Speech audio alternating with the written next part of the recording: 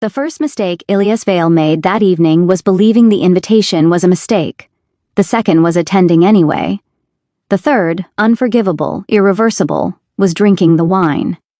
He stood at the edge of the grand solarium, a glass of dark red liquid warming his fingers, while light from 1,000 floating crystals spilled across silk, gold, and masked faces.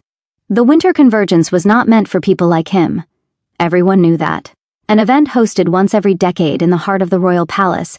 It was invitation only, bloodline deep, politics drenched. Ilyas was a nobody, a traveling cartographer, a scholar for hire, an unregistered Omega who had survived 26 years by never, ever drawing attention. And yet the invitation had arrived, real parchment, real seal, real royal wax, slipped beneath the door of his rented room like a dare. All are welcome beneath the masks, it had said. A lie, of course, but a beautiful one. The solarium itself was a cathedral of excess. Marble columns arched like the ribs of some ancient beast, their surfaces etched with old victories and older warnings. Silk banners floated overhead, each bearing the sigil of a noble house. Music, low and sinuous, curled through the air, threaded with laughter and the subtle aggression of alphas measuring one another. Ilyas hated every second of it. His scent blocker sat heavy against his throat, the alchemical charm warm with constant effort. Normally it worked well enough. Normally he didn't attend gatherings where 300 alphas crowded into a single space, thick with power and entitlement. Normally he was smarter than this. Relax, he muttered to himself, lifting the wine. One drink, you'll leave. No one will notice you existed. The wine was spiced. Winterberry, clove, something floral beneath it that made his Omega instincts twitch uneasily. He took a cautious sip. It burned pleasantly down his throat. A second later, warmth bloomed in his chest. Too warm. Ilyas froze. Heat did not announce itself so gently. Not for Omegas who managed it carefully, responsibly, with suppressants and schedules and prayer. This warmth was wrong, slick, spreading, coiling low in his stomach like a waking creature. His fingers tightened around the glass. No, he whispered. He had taken his suppressant that morning. He was certain of it. He remembered the bitter aftertaste, the familiar dulling of his senses. He had planned this night with meticulous care, but as he stood there, breath shortening, he felt it. His control slipping, thread by delicate thread. The air felt heavier, louder. Every sound sharpened, every scent deepened. Polished marble, hot wax, metal from hidden blades, and beneath it all the overwhelming presence of alphas. His pulse thudded painfully in his ears. Leave. Now. He turned and stopped, because across the solarium, 3 men had gone very still. They stood together near the central dais, their masks wrought of dark silver, identical in shape and cut. Tall, broad-shouldered, dressed not in the ostentatious finery of nobles trying to impress, but in severe, elegant black threaded with gold, clothes that did not ask for attention, yet commanded it all the same. Triplets. The realization struck him like ice water. It wasn't just their faces, hidden as they were, but the way they moved in unconscious symmetry, the way their heads tilted at the same angle, the way the crowd subtly bent around them, parting like a current knew better than to resist a storm. Alphas, his instincts screamed. Not just alphas, kings. His hand trembled, wine sloshing dangerously close to the rim of the glass. That was impossible. The Triplet kings did not attend masked revels. They ruled jointly, cold and distant figures seen only from thrones and balconies. Legends with crowns. Men whispered about in taverns and war councils, not watching him. One of them inhaled. The motion was subtle, barely perceptible, but Ilyas felt it like a hook beneath his rib. The second followed, eyes narrowing behind his mask. The third's posture shifted, shoulders squaring, attention locking with terrifying precision. They smelled him. Oh gods, they smelled him. His scent blocker burned against his skin, protesting, failing. Panic surged through him, sharp enough to cut. Omegas were not meant to draw royal attention, not unregistered ones, not ones without protection or claim, not ones standing alone with drugged wine in their system and heat curling awake beneath their skin. Move, his mind begged. His body did not listen, because then, impossibly, one of them smiled. It wasn't wide or kind. It was slow, knowing, as if he had just solved a puzzle he'd been waiting years to complete. The second king leaned in, murmuring something Ilyas couldn't hear. The third's gaze darkened, alpha presence rolling across the room like a tide. The space around Ilyas subtly cleared. People stepped aside without realizing why. Conversations faltered. A path opened, unasked for. No, Ilias breathed, backing up a step. His heel caught on the edge of the carpet. He swayed, heat flaring, pulse skidding out of rhythm. His scent, damn it, his scent was leaking, starflower and rain-soaked parchment bleeding into the air like a confession. This was how Omegas disappeared. Not dragged away screaming, but invited. Surrounded, smiled at. One of the triplets lifted a hand. The music softened, as if the hall itself were listening. And that was when Ilias realized something far more terrifying than recognition. They were not angry. They were not offended. They were interested. A familiar, resonant voice brushed the edge of his hearing. Calm, amused, carrying authority like a blade worn openly.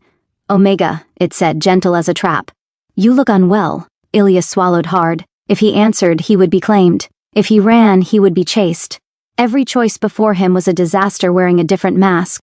He forced a shaky smile, bowed just deeply enough to be polite and not deeply enough to be submissive, and did the only foolish thing left to him. He lifted the glass and drank the rest of the wine. The warmth in his blood flared into fire. Somewhere, 3 kings took a synchronized step forward, and Ilias Vale's life, quiet, careful, anonymous, ended. Ilias did not remember leaving the solarium. He remembered heat, not the abstract knowledge of it, the careful charts, the measured doses, the cold discipline he had practiced since adolescence, but the raw, living thing. It coiled through his veins with intent, sinking into bone and breath alike, whispering want in a voice he had spent his entire life learning to ignore. He remembered hands, strong, gloved, steadying him as his knees betrayed him. He remembered marble giving way to velvet beneath his palms, and above all, he remembered scent. 3 of them, steel and smoke, sun-warmed leather, night rain on stone. They wrapped around him, threaded through his thoughts, pressed against his senses until there was no room left for fear, only awareness. When consciousness returned properly, it did so grudgingly. Ilias blinked, lashes heavy, vision blurred by low golden light. The ceiling above him was unfamiliar. Vaulted, dark wood carved with old sigils meant to ward, protect, command. Silk curtains stirred with a draft, scented faintly of cedar, and something sharper. Alpha. He sucked in a breath, and instantly regretted it. His entire body reacted, spine arching, breath hitching, heat flaring anew like an answered call. "Oh, that's unfortunate," he croaked. A low chuckle answered him. "Well," a voice said pleasantly, "he's awake." Ilias froze. That voice was close. Far too close. He turned his head slowly and found himself staring at a masked stranger reclining in a chair beside the bed, long legs crossed, posture relaxed to the point of insolence. Dark silver mask, gold-threaded black coat, crown-shaped signet glinting on his finger. King, his gaze flicked, heart pounding, to the other side. Another sat at the edge of the bed itself, elbows resting on his knees, hands clasped as if restraining something. He was larger somehow, broader, presence radiating outward like a drawn sword. Even masked, the intensity of his attention made Ilias's throat go dry. And then, "I was beginning to think you'd fled in your sleep." The third voice came from behind him. Warm breath brushed the shell of his ear. Ilias made a small, undignified sound and nearly launched himself off the bed. Strong hands caught him instantly, firm but careful, holding him in place. The man behind him did not restrain him fully. Just enough to remind him that escape, at this precise moment, was a fantasy. "Easy," the third king murmured. "You're safe." That was the problem. Ilias lay there, pinned between silk sheets and 3 alpha presences so overwhelming they blurred together, heart slamming against his ribs as instinct warred violently with reason. Triplet kings, in a private chamber, with him, an unregistered Omega. "Oh," he said faintly. "I appear to have made a catastrophic error." The king at the foot of the bed laughed outright. "Oh, I like him," he said. "He's honest." "Solrin." The one behind him warned mildly. "Solrin." Ilias filed the name away automatically, scholar instincts refusing to die even now. The king seated at the edge of the bed, Rice, if rumors were accurate, leaned forward slightly. "You collapsed," he said bluntly. "Your scent barrier failed. We removed you before half the court noticed. And before someone decided to claim him on the spot," Solrin added cheerfully, "which would have been messy, politically." Ilias swallowed. Claim. That word landed like a threat and a promise all at once. "Why?" he asked carefully. "Am I still unclaimed?"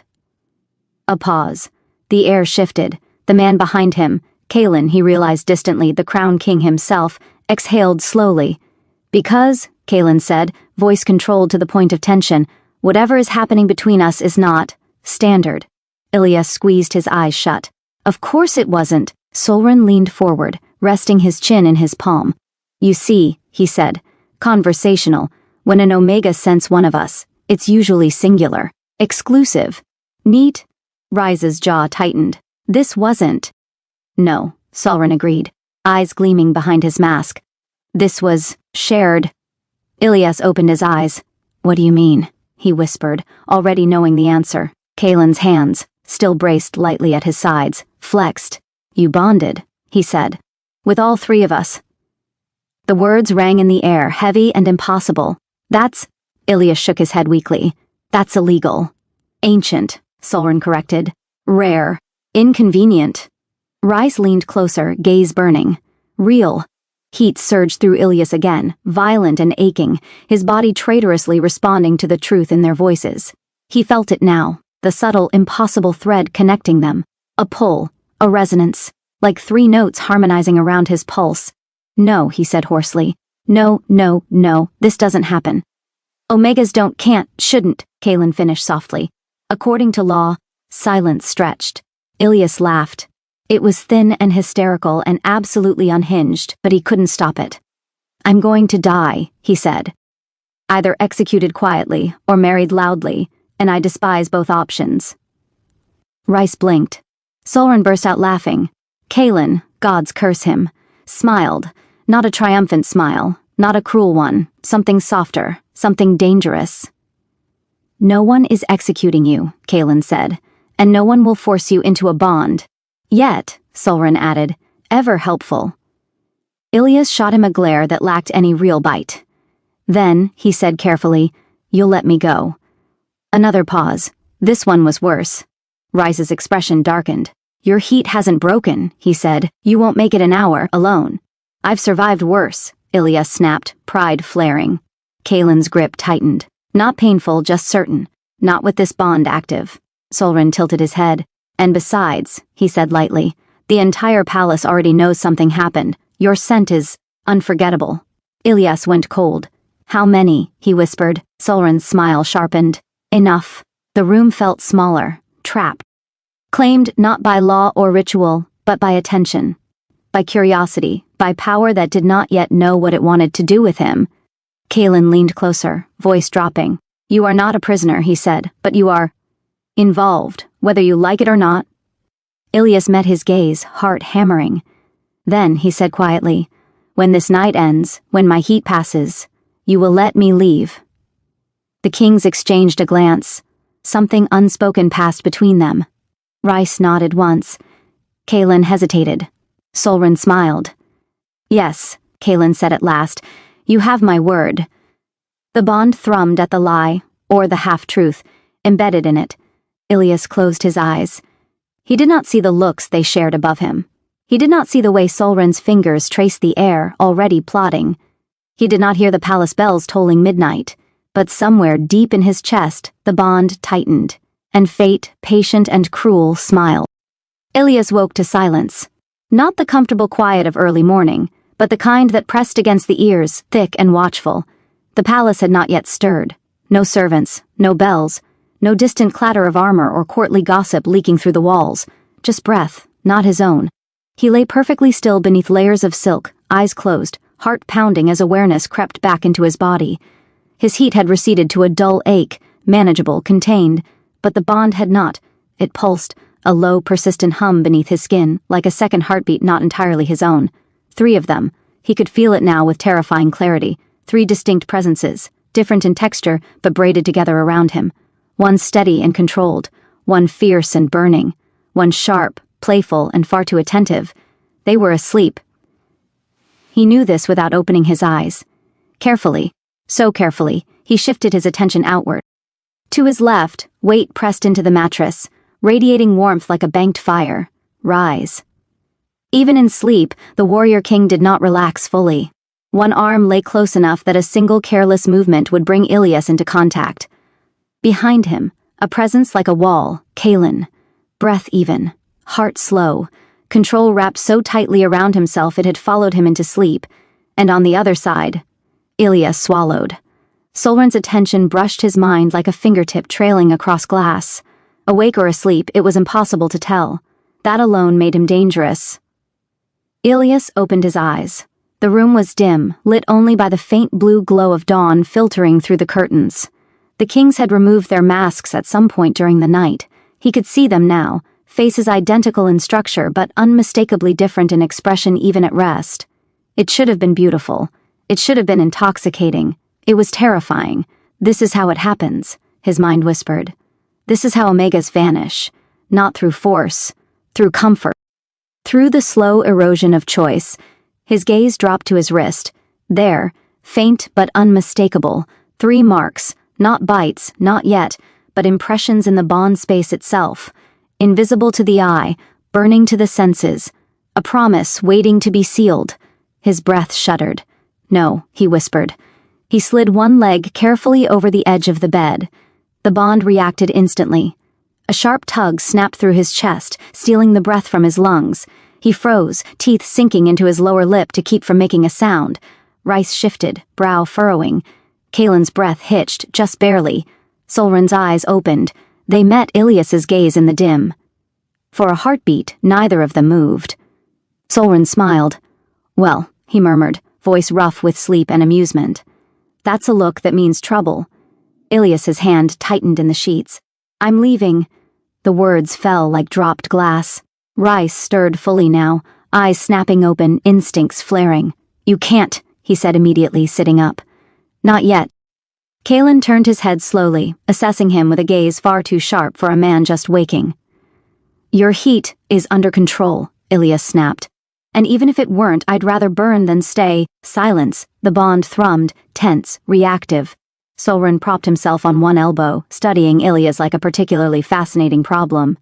You promised to stay until morning, he said mildly. I promised nothing, Ilias shot back. You promised me. Kaelin exhaled, long and measured. And I will keep my word. Rice turned sharply. Kaelin. No, Kaelin said quietly, and the room stilled at the authority in his voice. We said he was not a prisoner. Ilias's chest tightened painfully. Good, he said, because I won't be. He stood. The moment his feet hit the floor, the bond screamed, not in pain, but in protest, in longing, in furious rejection of separation. His knees nearly buckled as sensation crashed through him, images not his own bleeding into his thoughts. Steel and blood and crown-weighted responsibility, laughter edged with knives, control cracking under desire. He gasped. Rice was on his feet in an instant, hands hovering, afraid to touch. Ilias! Don't, Ilias said sharply, breath coming fast. If you touch me, I won't leave. That stopped him. Solren tilted his head, something unreadable flickering behind his eyes. You think running will end this, he said softly. I know staying will, Ilias replied. For me. Kaelin watched him for a long moment.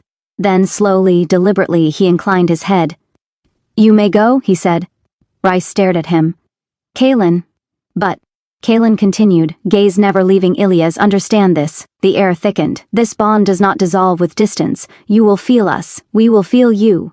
Solren's smile returned, sharp and delighted. And sense travel, he added. Especially yours. Ilias swallowed hard. Then, he said, voice shaking but steady enough, I'll run faster than you can hunt. Solren laughed, softly. Rice looked like he wanted to argue, to grab him, to beg. Kaelin simply watched. Ilias dressed quickly, hands trembling as he pulled on borrowed clothes. No guards stopped him, no doors barred his way. The palace, in its infinite cruelty, let him walk out unchallenged. The eastern sky was just beginning to pale when he crossed the outer courtyard. He did not look back. He did not see Rise gripping the stone balustrade hard enough to crack it. He did not hear Solren already issuing quiet orders. He did not feel the exact moment Kaelin straightened, crown settling heavier on his head than it ever had before. But as Ilias Vale fled the palace gates and vanished into the waking city, something ancient and inevitable unfurled its wings. Across the kingdom, 3 kings inhaled and smiled. By midday, the palace knew, not officially of course. There were no proclamations, no bells rung, no criers shouting scandal from the streets. But palaces did not need announcements to spread disaster. They breathed it into corridors, carried it on servants' backs, whispered it into silk-lined sleeves. Something had gone wrong, And by the time the sun reached its highest point, the Triplet kings were no longer pretending otherwise.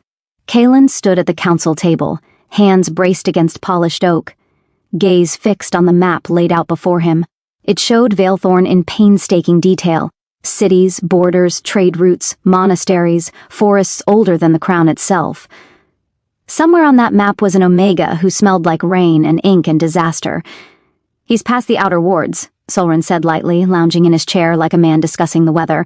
"Smart boy." Avoided the main roads. Rice paced, back and forth, back and forth. Each step radiated restrained violence. "You should have stopped him." Kaelin did not look up.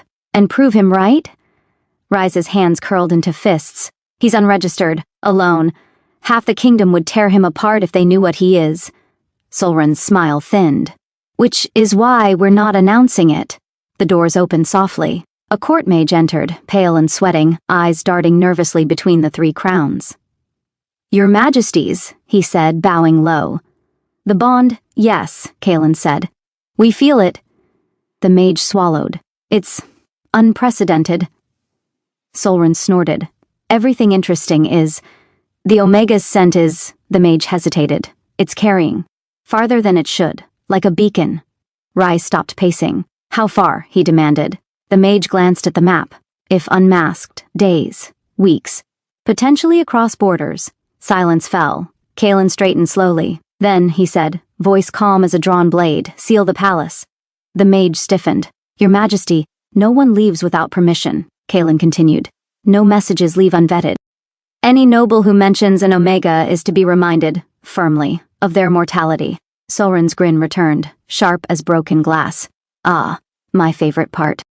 Ilias did not stop running until his lungs burned and his legs shook beneath him. He ditched the borrowed palace clothes in a crowded alley, traded them for a threadbare cloak, and shoved his scent blocker into place with shaking fingers. The charm flared weakly, strained and imperfect. It would not hold long. By the time he reached the outer markets, the bond was already tugging insistently, a persistent pull in his chest that refused to be ignored. Each step away from the palace felt like wading upstream through invisible current. "Fine," he muttered. "Be dramatic." The city was alive. Vendors shouting, carts rattling, people laughing. Ordinary life. Unaware that three kings had lost their Omega and were very much not coping well. Ilias forced himself to breathe, think, hide, move. He had planned for emergencies, always. That was how unregistered Omegas survived. He headed for the only place guaranteed to shelter someone no one wanted to notice. The monastery. By nightfall, he was on the road. They felt it the moment he crossed the boundary stone. Rice stopped mid-sentence, breath hitching sharply. He left the city. Solren's eyes gleamed. Good. Less clutter. Kaelin closed his eyes briefly, and saw forests, stone paths, a narrow road bending east. "Send the hawks," he said. Within the hour, the kingdom shifted, not loudly, not visibly, but pieces moved, messengers rode. Spies listened, scent hounds, rare, expensive, and terrifyingly effective, were released from royal kennels, noses lifted to the air with eager hunger. And beneath it all, 3 alphas inhaled. The monastery bells rang at dusk. Ilias slipped through the gates with the last of the pilgrims, head bowed, scent masked as tightly as he dared. The stone walls hummed faintly with warding magic, old, layered, benevolent. He nearly wept with relief. The head monk, a beta with tired eyes, looked him over once and nodded. "We do not ask questions," he said. "You may stay the night." "Thank you," Ilias whispered. For the first time since dawn, the bond eased, just slightly. He slept on a straw mat, wrapped in borrowed blankets, the smell of incense thick and soothing, and dreamed of crowns laid aside, of hands reaching for him and stopping, of a voice murmuring, "Run if you must, we will find you." He woke screaming. The wards shattered, stone cracked, bells rang wild and broken. Outside, something howled. Not a beast, an alpha. Rice burst through the monastery gates like a force of nature, sword still sheathed, eyes blazing gold. Behind him, Solren stepped calmly through falling dust, brushing stone powder from his sleeve. Kaelin followed last, quiet, terrifying. Ilias scrambled to his feet, heart in his throat. Solren spotted him instantly. "There you are," he said softly, delighted. You really should stop hiding in holy places." The monks fled. Rice took a step forward and stopped because Kalen lifted one hand. "We said we would hunt," Kalen said, "not corner." His gaze locked onto Ilya's, intense but not unkind. "You ran," he said, "as was your right." Ilyas's knees trembled. "You found me," he whispered. Solrin smiled. "Of course we did." Rice's voice dropped raw. "Please," he said, "come back." The bond surged, nearly dropping Ilyas to his knees. He laughed shakily. "You really don't understand," he said. "If I stay, I disappear." Kalen stepped aside. The road behind them lay open. "You may run again," he said. Solrin blinked. Rice swore. Ilyas stared at Kalen in disbelief. "But know this," Kalen continued, voice low. "Each time you do, the kingdom will feel it." Ilyas backed away slowly, never breaking eye contact. "Then," he said hoarsely, "let it." He turned and ran. Behind him, 3 kings watched their Omega vanish once more. And this time, they did not smile. Ilyas did not make it far this time, not because his legs failed him, though they trembled with exhaustion, but because the bond finally stopped pretending it was only his burden to bear. He had barely cleared the monastery grounds when pain tore through his chest like a blade dragged sideways between his ribs. He cried out, stumbling, catching himself against a tree as the world lurched violently out of focus. No, this was wrong. Running was supposed to hurt him. That was the cost Omegas paid for freedom, exhaustion, isolation, hunger. Not this. Not the sensation of something snapping back through the bond, sharp and furious and afraid. Images slammed into his mind without warning. Rise on one knee, teeth clenched, fist driven into the earth hard enough to draw blood. Solrin's smile gone, eyes narrowed in cold calculation as he pressed 2 fingers to his throat, pulse racing beneath them. Kalen, standing perfectly still, face pale, hand braced against the edge of a shattered stone pillar as something ancient and tightly leashed inside him strained violently. Ilyas gasped. "I didn't mean to." The bond roared in response, a tangled chorus of anger, fear, and something far worse. "Come back," not a command, a plea. He slid down the tree trunk and curled inward, shaking. "I can't," he whispered hoarsely. "You don't understand. If I stay, I become a symbol, a weapon, a law rewritten in my blood," the bond answered with aching silence. Slowly, agonizingly, the pain receded, leaving him hollowed out and breathless. Sweat soaked through his clothes. His scent blocker lay cracked against his throat, charm fractured from the surge. "Well," he croaked, pushing himself upright. "That's new. Running hurt them." The knowledge settled into him like lead. Back at the monastery ruins, the air still hummed with broken wards and panic. Rice rounded on Kalen, fury finally snapping its leash. "He's hurting," he snarled. "You felt it." "Yes," Kalen said quietly. "And you let him go again." Kalen met his gaze unflinchingly. "Because forcing him to stay would destroy what little trust remains." Solrin rubbed his temples, eyes dark. "Trust is becoming a luxury." The bond pulsed again, lighter this time but insistent. "He knows now," Solrin said softly. He felt that. Rice's shoulders sagged just a fraction. "Good. Maybe he'll stop running." Kalen's jaw tightened. "Or he'll run smarter." They all fell silent, because that too felt true. Ilyas did run smarter. He avoided roads entirely, cutting through low forests and abandoned trade paths. He bartered his skills where he could, maps for meals, inkwork for shelter. He kept moving, never staying more than a night in any one place. But the bond followed. It tugged at him when he slept, whispered at him when he was awake.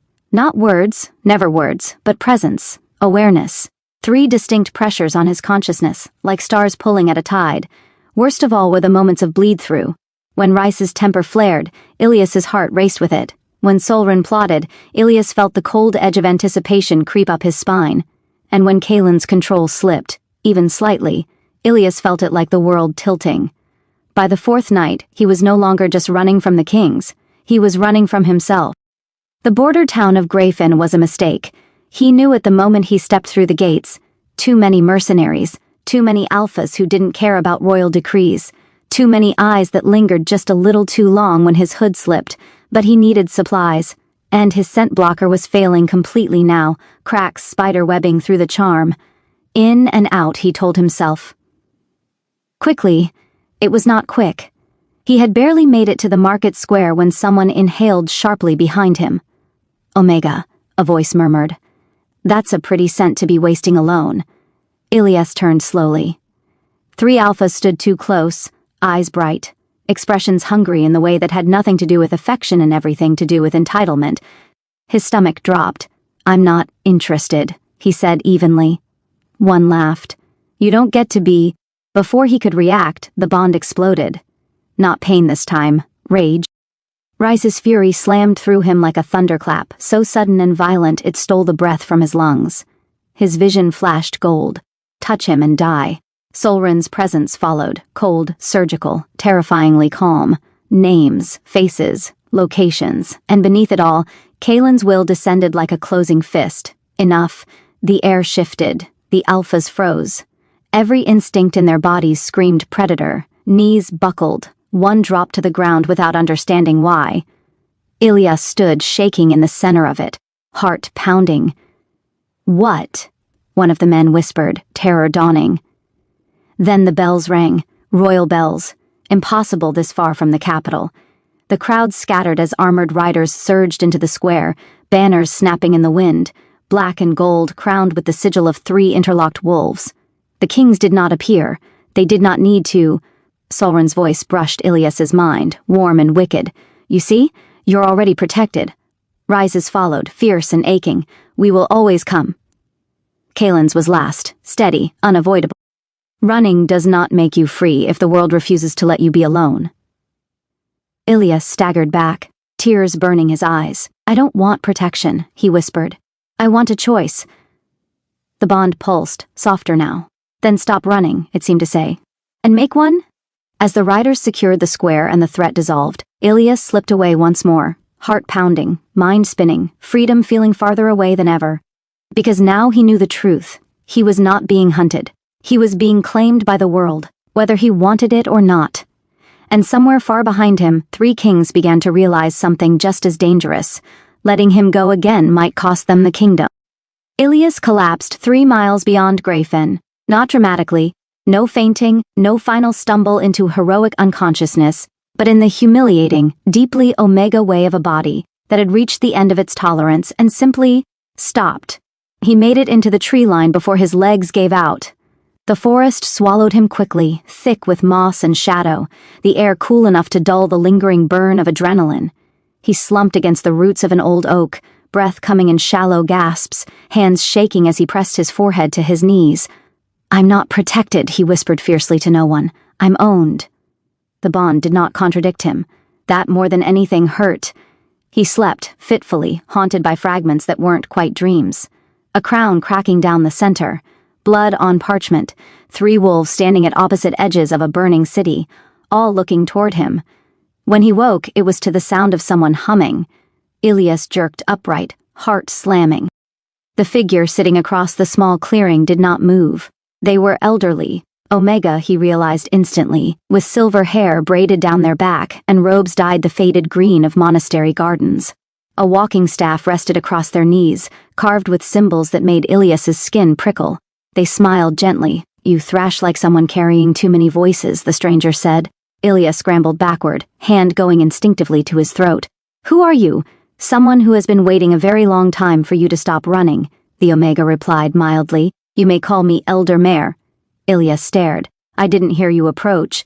Mare chuckled. "Of course not. You were busy arguing with 3 kings in your head." The forest went very, very quiet. Ilias swallowed. "You shouldn't know that, and yet," Mare said, tapping their staff once against the earth, "here I am." The staff hummed. The bond reacted, sharp, alert, suddenly focused in a way that made Ilias's breath hitch. "You're a seer," he said faintly. "Historian," Mare corrected. "Archivist of inconvenient truths. Sit. You're exhausted, your scent shield is shattered, and the bond will tear you open if you try to run again tonight," Mare said calmly. "Sit." Ilias sat. Mare studied him for a long moment, eyes kind but piercing. "You don't look like the paintings," they murmured. "I'm not a prophecy," Ilias snapped. Mare smiled sadly. "They all say that." By the time Mare finished speaking, the sun was sinking. and Ilias felt like someone had taken his understanding of the world, shaken it violently, and handed it back rearranged. "The triune bond," he said hoarsely. "It was real. Is real," Mare corrected. 3 alphas, 1 omega, equal resonance, equal choice, Ilias recited dully. "A bond that redistributes power instead of consolidating it, yes. And illegal because it terrifies everyone who benefits from hierarchy," Mare said bluntly. Ilias laughed weakly. "Of course it does," Mare leaned forward. "You are not a consort meant to soften kings. You are a counterweight. The bond does not crown you, it anchors them." Ilias's hands clenched in his cloak. "Then why does it feel like I'm the one losing everything?" "Because you are the only one who understands what's at stake," Mare said gently. "They were raised to rule. You were raised to survive." The bond pulsed at that, soft, aching. Mare's gaze sharpened. "Tell me, when you run, what do you feel from them?" Ilias hesitated. "Rises fury and fear," he admitted quietly. "He wants to protect me so badly it hurts." Mare nodded. "Solren watches everything. Even when he jokes, he's calculating." Another nod. "And Kalen," Ilias whispered, throat tightening. "Kalen is holding the kingdom together with his bare hands." Mare smiled. "Then the bond is working." Ilias looked up sharply. "That's working?" "Yes," Mare said. "You feel them. They feel you. Power no longer moves in one direction." Ilias shook his head. "I didn't agree to this." "No," Mare said softly. "But neither did they." Silence stretched. "Choice," Ilias said bitterly. "You keep talking about choice, but where is it? Stay and become a symbol. Run and tear us all apart." Mare's eyes softened. "The third option." Ilias frowned. "There's a third option?" "Not yet," Mare said. "But there can be." Far away, in a war room that had not slept in days, the Triplet kings finally broke. "This is untenable," Solren said sharply, slamming a dagger into the map. "Every time he runs, the bond destabilizes. The nobles are already whispering." Rice paced like a caged animal. "Then we go to him. Not as kings, as alphas." Kalen turned slowly. "And do what?" "Tell him the truth," Rice said. "That I don't care about prophecy or law or crowns. I care about him." Solren scoffed. "And if that frightens him more?" Rice rounded on him. "You think manipulation will work better?" Solren's smile vanished. "I think honesty without strategy is just another kind of cruelty." The room went cold. Kalen raised a hand, voice iron steady. "Enough." They both fell silent. "He does not trust us," Kalen continued, "and we have given him every reason not to." The bond pulsed, aching, distant. "He is learning something," Kalen said quietly. "I can feel it." Solren leaned back slowly. "A mentor, then?" "Someone old. Someone dangerous." Rise's eyes widened. "The Green Archives." Kalen nodded once. "If Mare has found him," Solren murmured, "then this has moved beyond running." Kalen straightened. "Then we stop hunting," he said. Both kings stared. "We let him come to us," Kalen finished. "On his terms." The bond trembled. Far away, Ilias Vale sat by a dying fire and stared at his hands. "I don't want to be owned," he said quietly. Mare nodded. "Then don't be. I don't want to rule. Then I don't want to disappear." Mare smiled, wide, proud, a little fierce. "Then stop acting like survival is the same as freedom." Ilias closed his eyes. For the first time since the palace, the bond did not pull, it waited. Ilias did not wake in panic. That alone told him something had changed. The forest breathed around him, soft wind through leaves, distant birds, the faint crackle of dying embers. No pressure in his chest, no frantic pull urging him to move, to flee, to hide. The bond was still there, but it was quiet, waiting. He sat up slowly, the blanket Mare had placed over him slipping from his shoulders. The elderly Omega sat nearby, brewing tea in a small iron kettle, as if the fate of the kingdom were not currently balanced on Ilias's ability to think clearly. "They stopped," Ilias said. Mare smiled without looking up. "Yes. They're not chasing—" "No." The word rang strangely in the air. Ilias frowned. "That should make me feel better." "It doesn't?" "It makes me nervous." Mare laughed softly. "Good. Fear is honest. Relief can be a lie." Ilias accepted the cup of tea, hands warming around it. "You said there was a third option." Mare met his gaze, eyes bright. "And you're finally ready to hear it." The Green Archives were not a place. They were a network. That was the first lie Ilias had grown up with. That knowledge lived in buildings, behind doors guarded by law and crown. Mare dismantled that idea with ruthless efficiency. Information survives by movement, Mare said, guiding him along a narrow forest path. It hides in people, not parchment. They walked for hours, sometimes in silence, sometimes with Mare pointing out markers Ilias would never have noticed, stones set just so, carvings disguised as weathering, scent traces layered carefully enough to evade alphas but speak clearly to omegas. You want choice? Mare said at last. Then you don't wait for kings to give it to you. Ilias's mouth went dry. You want me to challenge them. I want you to define yourself, Mare corrected. Publicly, before others do it for you. They stopped at a ridge overlooking a river valley dotted with settlements. Word travels, Mare continued. Rumors already whisper of an Omega who stopped royal riders with nothing but his presence. Ilias grimaced. That wasn't intentional. Power rarely is, Mare said, but intention is what shapes it afterward. Ilias stared at the valley. I don't want a crown, he said quietly. I don't want a throne or a title or a cage made of gold. Then don't accept one, Mare said. Demand something better. In the capital, the absence was deafening. Rai stood in the training yard long after his soldiers had dispersed, sword hanging loosely in his grip. He's not afraid, he said. Solren leaned against a pillar, watching him. No, that's worse. Solren's smile was thoughtful, not mocking. It means he's thinking. Kalen entered without announcement, cloak unfastened, expression unreadable. The nobles are restless, he said. They feel the shift. Power doesn't like uncertainty. Rise turned sharply. Then we meet him. Now. Kalen shook his head. No, we wait, Solren arched a brow. You're enjoying this far too much. Kalen's gaze sharpened. I am respecting him. That silenced them both. The bond pulsed once, slow, deliberate. Kalen felt it and closed his eyes. He's about to act, he said. They reached the river town of Lethrin at dusk. It was not important. That was the point. Merchants, ferrymen, travelers, no court, no guards, no spectacle. Mare melted into the crowd without farewell, leaving Ilias alone at the edge of the square. Be seen, Mare had said, but not owned. Ilias inhaled and stepped forward. He did not hide his scent. He did not let it spill wildly either. He shaped it, carefully, deliberately. The way he shaped maps and ink lines and choices. Rain-soaked parchment, starflower, warmth without invitation. The square stilled, not with fear, with attention. Alphas paused mid-step. Omegas turned. Betas looked up from their work. Something in the air changed. Ilias climbed onto the low stone well at the center of the square. My name is Ilias Vale, he said, voice shaking only a little. I am an unregistered Omega. A ripple went through the crowd. I am not claimed, he continued, and I am not prey. The bond flared, surprise, sharp and sudden. Far away, 3 kings froze. I do not belong to the crown, Ilias said, but the crown does not own my silence. A murmur spread, fear, awe, curiosity.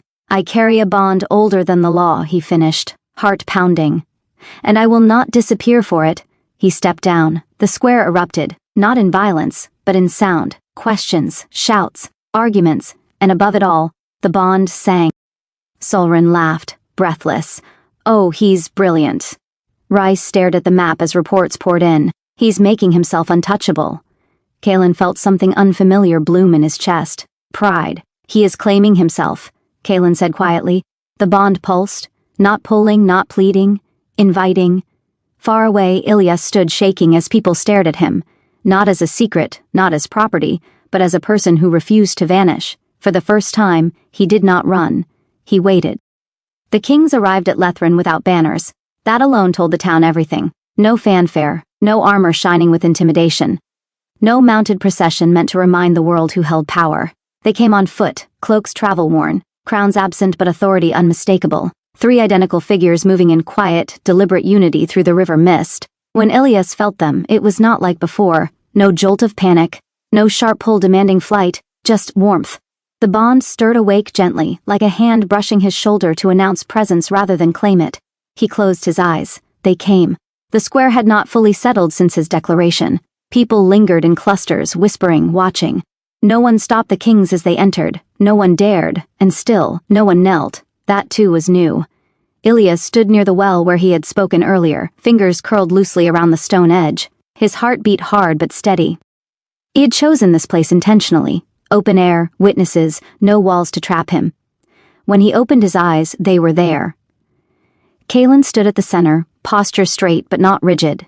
Gaze locked on Ilias as if the rest of the world had faded into suggestion.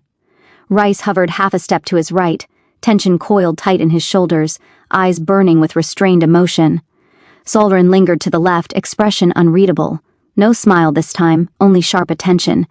For a long moment, none of them spoke. The bond stretched between them, taut, luminous, aching with things unsaid. "I asked you not to hunt me," Ilias said finally, voice quiet but clear.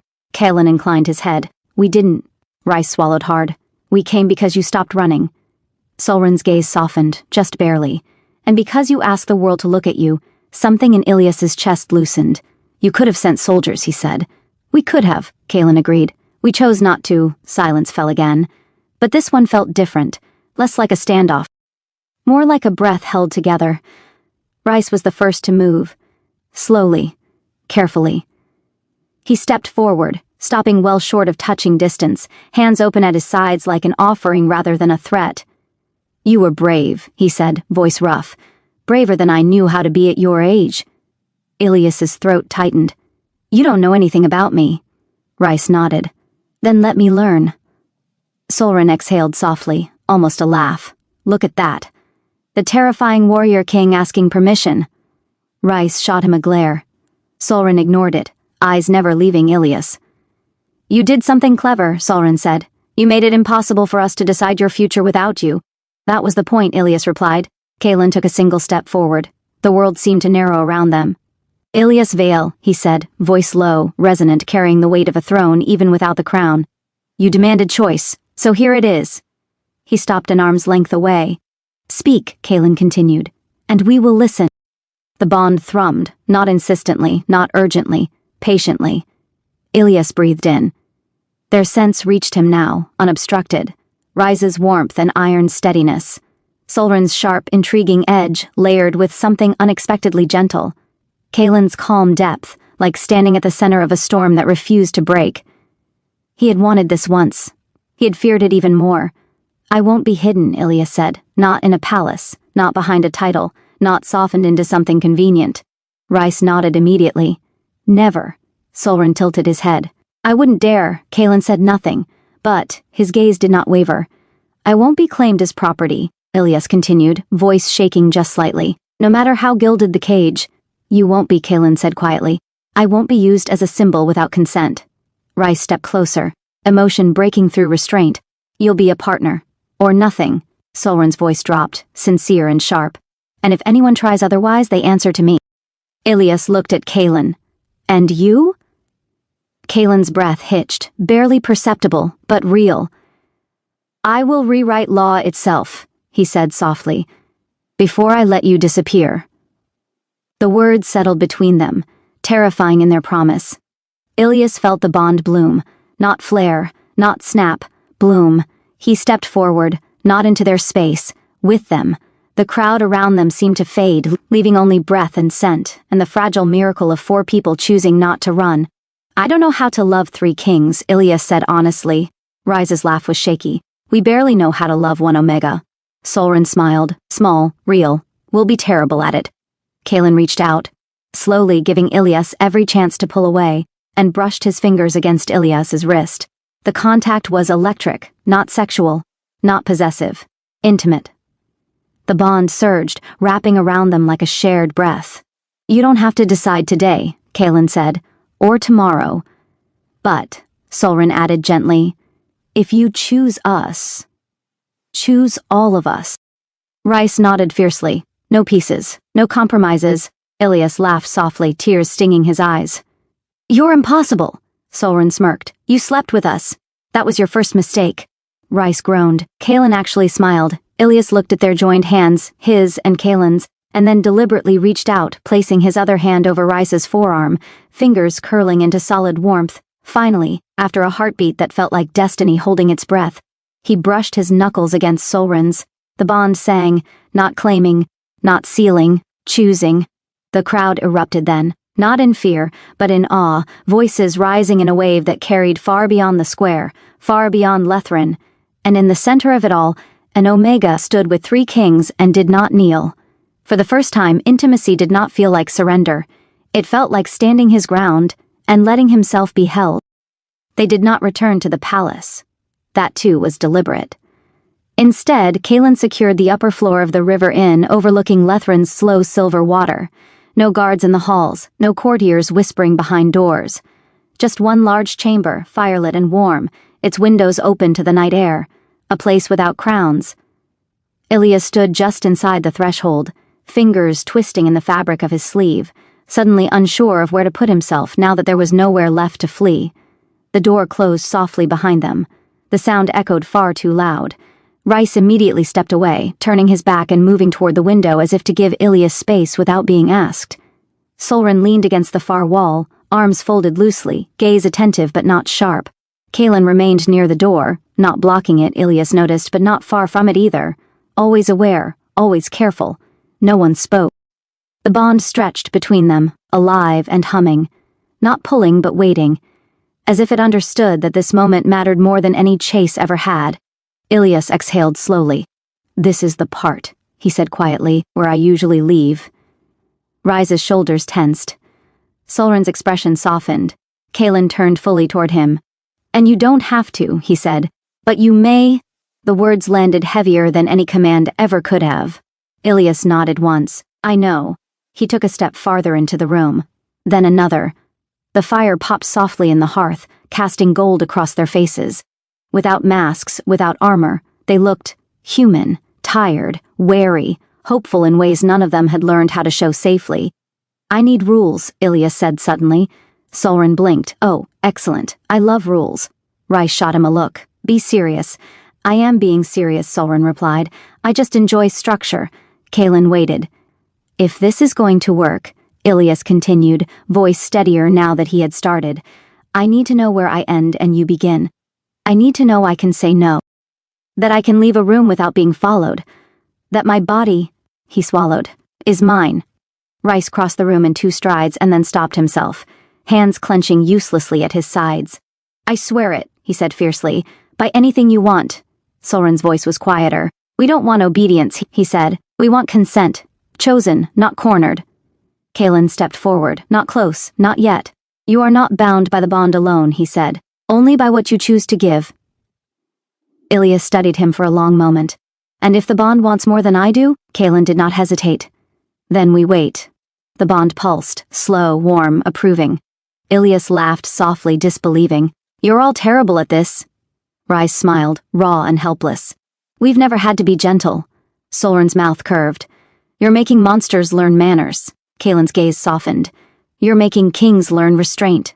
Something in Ilias's chest cracked open. "Then," he said quietly, "come closer." Rice inhaled sharply. Solren straightened. Kaelin moved first. Not as king, not as alpha, but as a man approaching something precious. He closed the distance carefully, stopping when their breaths began to mingle. "Tell me if it's too much," he said. Ilias nodded. Kaelin reached out and brushed his thumb along Ilias's wrist again, right where the pulse fluttered fast and alive. The touch was feather-light. Reverent. The bond responded with a soft, luminous warmth. Rice stepped closer next, kneeling without thinking so he was not towering, his presence grounding rather than overwhelming. He rested one hand on Ilias's knee, not gripping, not claiming. "Here," he asked. Ilias's breath caught. "Yes." Solren came last, lingering just behind Ilias, close enough that warmth radiated but did not touch. "I'll stay here," he murmured. "So you know where I am." Ilias closed his eyes. For the first time in his life, 3 alphas surrounded him without trapping him. He leaned back, just slightly, until his shoulder brushed Solren's chest. Solren froze. Rice sucked in a breath like a prayer. Kaelin's fingers tightened just enough to be felt. The bond flared, not wild, not consuming, but right. "This," Ilias whispered, voice trembling, "this is what I was afraid of." "Because it matters," Kaelin said softly. Ilias turned his head, resting his forehead briefly against Kaelin's shoulder. The scent there was steady, reassuring, anchoring him to the moment. "I don't know what this makes me," he admitted. Rice's hand curled gently around his knee. It makes you ours. Only if you want it to. Solren smiled against his hair. And terrifyingly powerful. Ilias laughed wetly. I don't feel powerful. Kalen lowered his head until their foreheads touched. You are... The intimacy of it, breath shared, heartbeats close enough to sense, was almost overwhelming. Ilias stayed anyway. After a long moment he spoke again. I choose you, he said, not loudly, not dramatically, simply true. The bond answered. Warmth flooded the room, not blinding, not consuming, just a quiet affirmation that something ancient had settled into alignment. Rice bowed his head, emotion breaking free at last. Solren closed his eyes, smile gone. Something softer taking its place. Kalen exhaled, the weight he carried easing for the first time in years. And, Ilias added, lips curving faintly, tomorrow we talk about laws. Solren laughed softly. Of course you would. Rice pressed his forehead to Ilias's knee. Stay tonight, Kalen met his gaze. Not because we need you to, because you want to. Ilias looked around at them. 3 impossible men, 3 careful hearts, 3 choices waiting. He nodded. Yes. Outside, the river flowed on, unaware that history had shifted. Not with a coronation or a war, but with 4 people learning how to stand close without taking each other apart. The grand chamber was bathed in the soft amber glow of low-burning braziers, their light dancing across silk-draped walls, and the wide bed at the center. The air carried the mingled scents of cedarwood, warm amber, and the unmistakable sweetness that belonged only to Ilias, an omega in the peak of his heat, trembling on the edge of surrender. Kalen reached him first. The eldest of the triplet alphas moved with the calm certainty of someone who had already decided the night's outcome long before they entered the room. His fingers slid along Ilias's jaw, tilting his face upward with gentle insistence. You've been so patient, Kalen murmured, voice low and velvet smooth. His thumb brushed across Ilias's lower lip. We intend to reward that patience. Behind him, Rice and Solren had already shed their outer robes. Rice's golden hair caught the firelight like molten metal. Solren's darker strands fell forward as he knelt at the foot of the bed, eyes fixed on Ilias with quiet, burning focus. Ilias's breath hitched when Solren's warm hand settled on his ankles, sliding upward in a slow, deliberate caress that made his thighs tremble. I don't know if I can, Ilias whispered, even as his body arched instinctively toward their touch. You can, Solren answered softly, and you will, for us. Rice moved to Ilias's side, pressing a lingering kiss to the sensitive spot beneath his ear. We've waited months to feel you like this, he said against flushed skin. Let us take care of you now. They worked in silent harmony, the way only triplets who had shared everything their entire lives could. Kalen claimed Ilias's mouth in a deep, unhurried kiss, while Rice's fingers worked open the delicate fastenings of Ilias's thin sleeping tunic, fabric parted like water. Cool air met fevered skin, and Ilias whimpered into Kalen's mouth at the sudden contrast. Solren, ever patient, eased Ilias's legs apart and settled between them. His palms smoothed over quivering inner thighs before his mouth followed, soft, reverent kisses that grew firmer, hungrier, until Ilias's hips jerked upward with a broken sound. Rice laughed quietly against Ilias's throat. Look how beautifully he responds. Kalen drew back just enough to watch his brothers worship the omega between them. His own hand slid down Ilias's chest, circling one peaked nipple with the pad of his thumb, until Ilias arched again, gasping. When Solren finally pressed inside, slowly carefully giving Ilias time to adjust, Kalen caught the omega's wrists and pinned them gently above his head. Breathe, Kalen instructed, voice steady even as his own pupils had blown wide with want. Let him in! Ilias's eyes fluttered, tears of overwhelmed pleasure gathering at the corners. Solren paused when he was fully seated, forehead resting against Ilias's, both of them trembling with the intensity of it. You feel... Solren's voice cracked, like home. Rice moved behind Ilias then, lifting him just enough that Solren could remain deep while Rice pressed slick fingers inside alongside his brother. Stretching, preparing. Ilias sobbed once, softly, overwhelmed by the fullness, by the careful way they handled him. Kalen kissed the tears from his cheeks. You're doing so well, he whispered. So perfect for us. When Rice finally slid in beside Solren, the stretch was almost too much. Ilias's entire body shuddered, a long, keening sound escaping his throat. Yet his hips still rolled in tiny, helpless circles, seeking more. They found a rhythm, slow at first, almost torturously gentle. Each careful thrust pushed Ilias higher, until his pleas turned wordless, until every breath was a broken little cry. Kaelin waited until Ilias was trembling on the edge before he moved. He knelt above Ilias's face, guiding himself to the Omega's parted lips. "Open for me, sweet one." Ilias obeyed instantly, tongue curling around Kaelin as the eldest alpha sank inside with a low groan.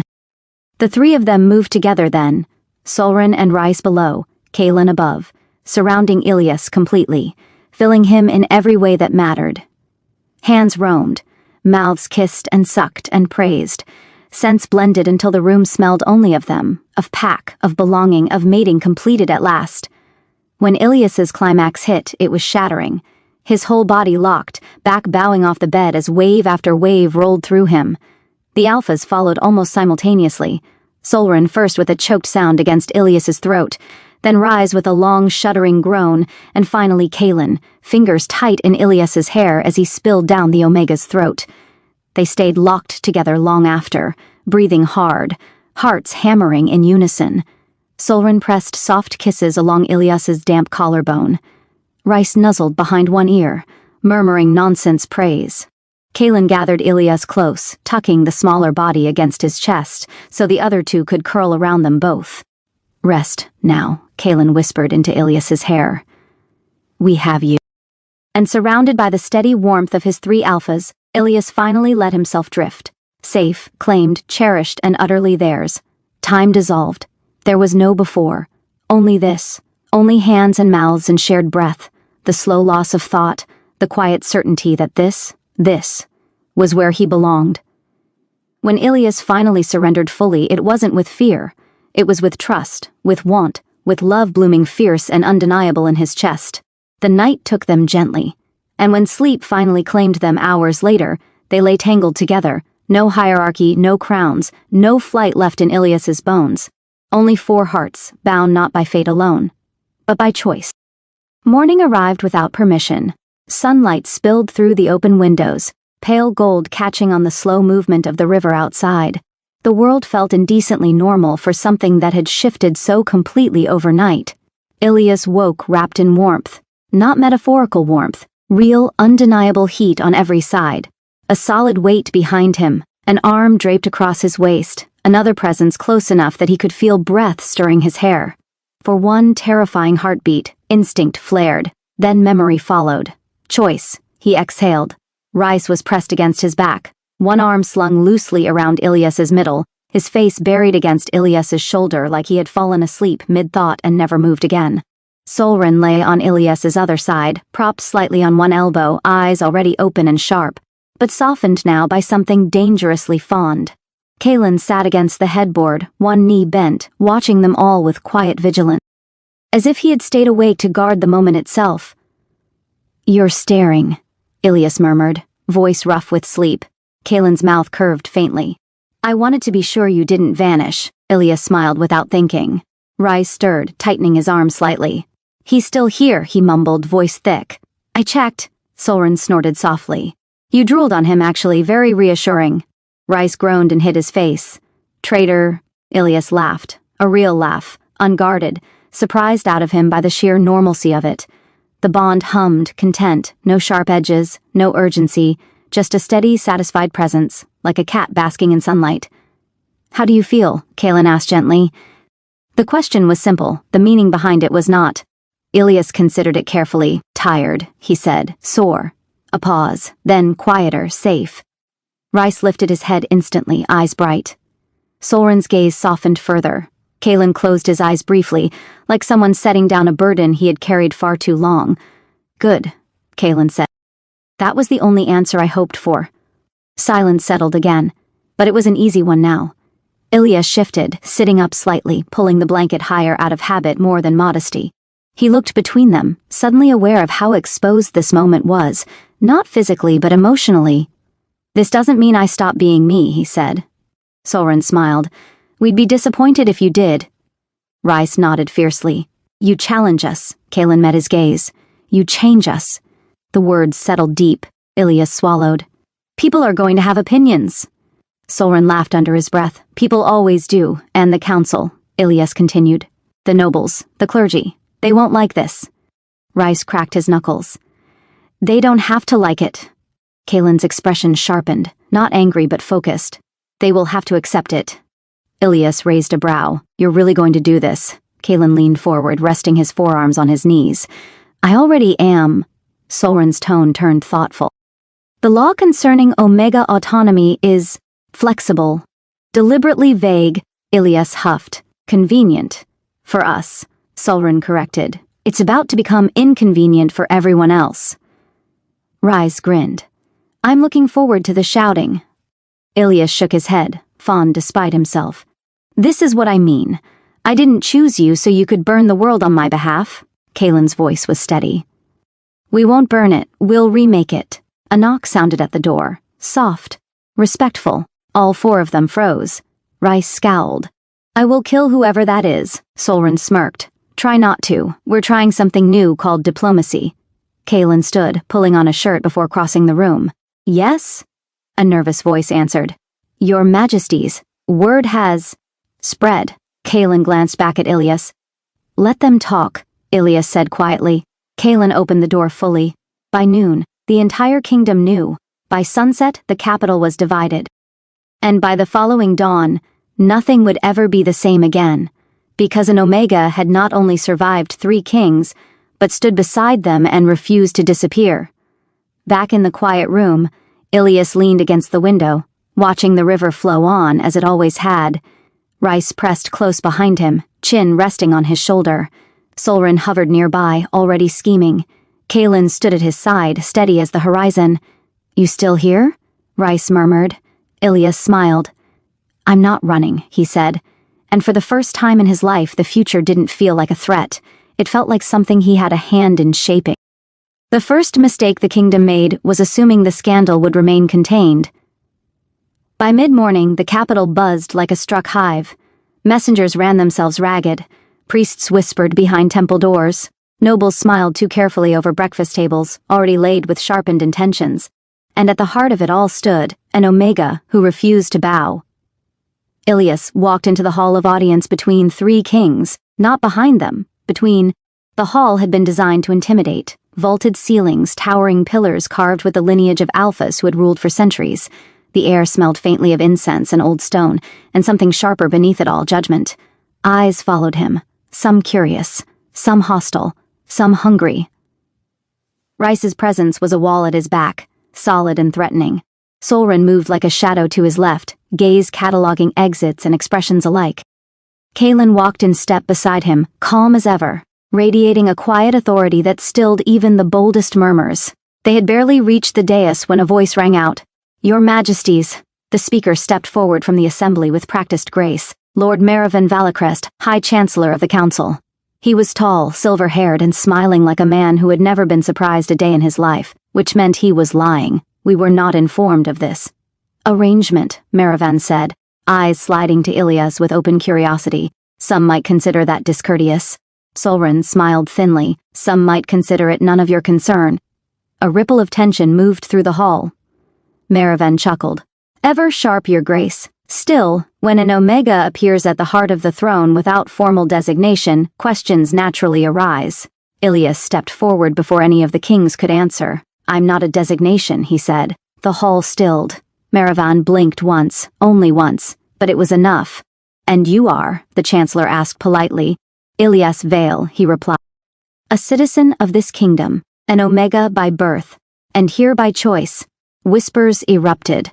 Maravan studied him more carefully now, eyes narrowing just slightly. "Choice is a delicate word," he said. "Many Omegas believe they have it." Rice growled. Kaelin lifted a hand, not to silence Rice but to acknowledge the threat.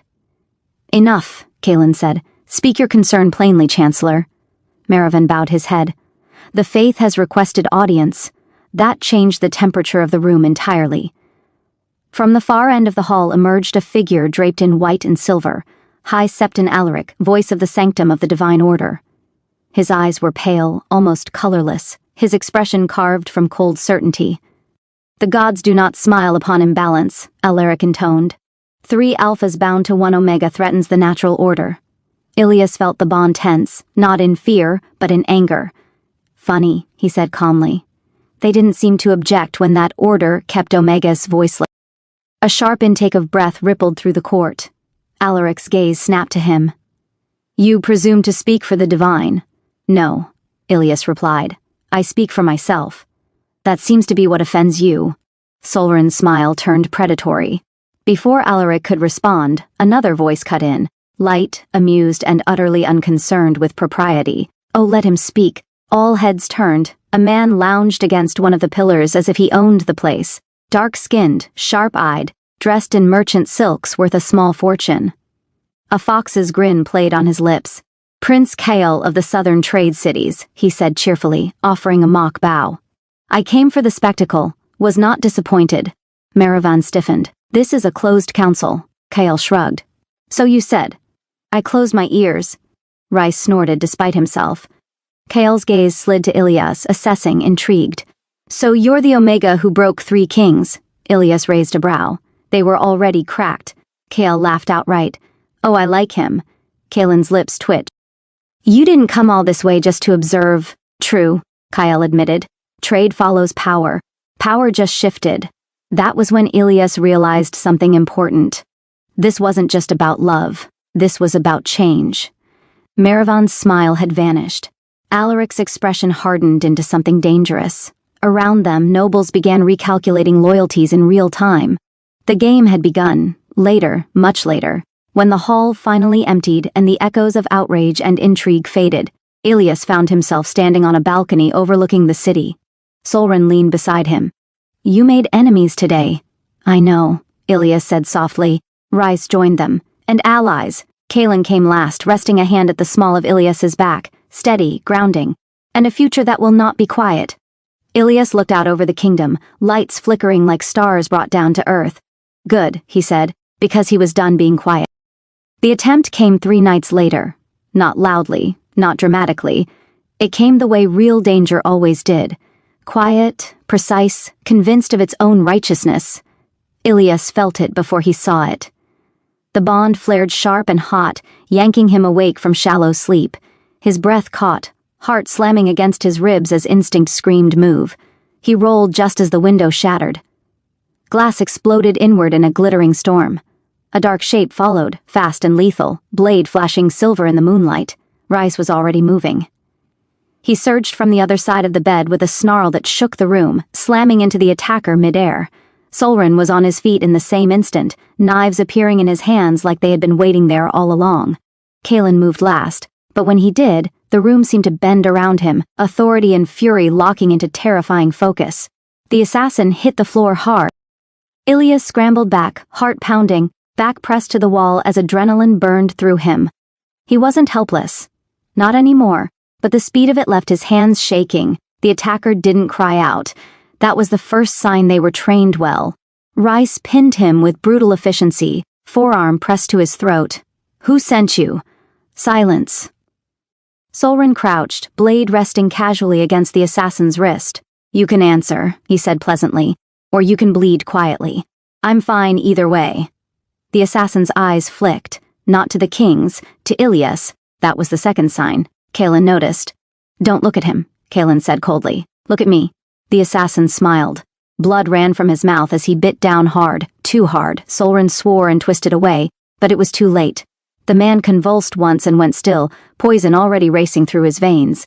Rice pulled back, breathing hard. Damn it. Silence fell. Broken glass glittered across the floor like fallen stars. Moonlight spilled through the ruined window, cold and accusing. Ilias slid down the wall, knees giving out. Kaelin was there instantly. He knelt in front of Ilias, hands gentle but firm, checking him over with meticulous care. Are you hurt? Ilias shook his head, throat too tight for words. Rice paced like a caged animal, rage barely contained. They went for him. Not us. Solren's jaw tightened. Which means they're escalating. Kaelin helped Ilias to his feet, holding him until the tremor in his hands eased. You should never have been reachable. I won't be locked away, Ilias said hoarsely. Kaelin met his gaze. I know. The door burst open. Prince Kale skidded into the room, hair loose, shirt half-laced, eyes sharp despite the hour. He took in the scene in a single glance. The body, the glass, the blood. Well, he said softly. That answers my question. Rise rounded on him. You knew. Kyle raised both hands. I suspected. The faith doesn't sermonize this loudly unless it plans to cleanse something. Ilyas stiffened. The sanctum. Kyle nodded. High Septon Alaric doesn't tolerate symbols he can't control. Solrin wiped his blade clean, so he sent a martyr. An opening move, Kyle corrected. To see how you'd respond. Kaelin's expression turned dangerous in a way Ilyas had never seen before. Calm, contained, and utterly merciless. Then he's just declared himself an enemy of the crown. Kyle winced. You'll need proof. Kaelin looked at the corpse. We'll find it. Ilyas drew a shaky breath. They're going to keep coming. Yes, Solrin said frankly. Rice stopped pacing and knelt in front of Ilyas, gripping his hands gently but fiercely. I don't regret this, he said. Not for a second. Ilyas met his eyes. Neither do I. Kaelin straightened. This changes things. How? Ilyas asked. No more pretending this is only a matter of love, Kaelin replied. They are afraid of what you represent. Kyle smiled slowly. An Omega who chooses power instead of being assigned it. Ilyas lifted his chin. An Omega who survives. Silence followed. Then Solren chuckled softly. Well, the kingdom wanted drama. Rise squeezed Ilyas's hands. We're not losing you. Kaelin placed a steady hand on Ilyas's shoulder. Not now. Not ever. Outside, bells began to ring. Guards responding, the palace waking, the city shifting into alert. The game had crossed a line. And Ilyas, standing amid broken glass and blood, realized something with startling clarity. They hadn't tried to scare him back into hiding. They had tried to remove him from the board, which meant he was no longer a pawn. He was a threat. The assassin's body disappeared before dawn. Officially, it was to preserve dignity. Unofficially, it was because Kaelin wanted answers the sanctum would never sanction. The lower levels of the palace were older than the kingdom itself, stone corridors that remembered, secrets, chambers carved before crowns had names. That was where they took the body. That was where truths were peeled free. Ilyas insisted on being there. You don't need to see this, Rice said quietly, blocking the corridor with his broad frame. I need to, Ilyas replied, voice steady despite the pounding in his chest. They came for me.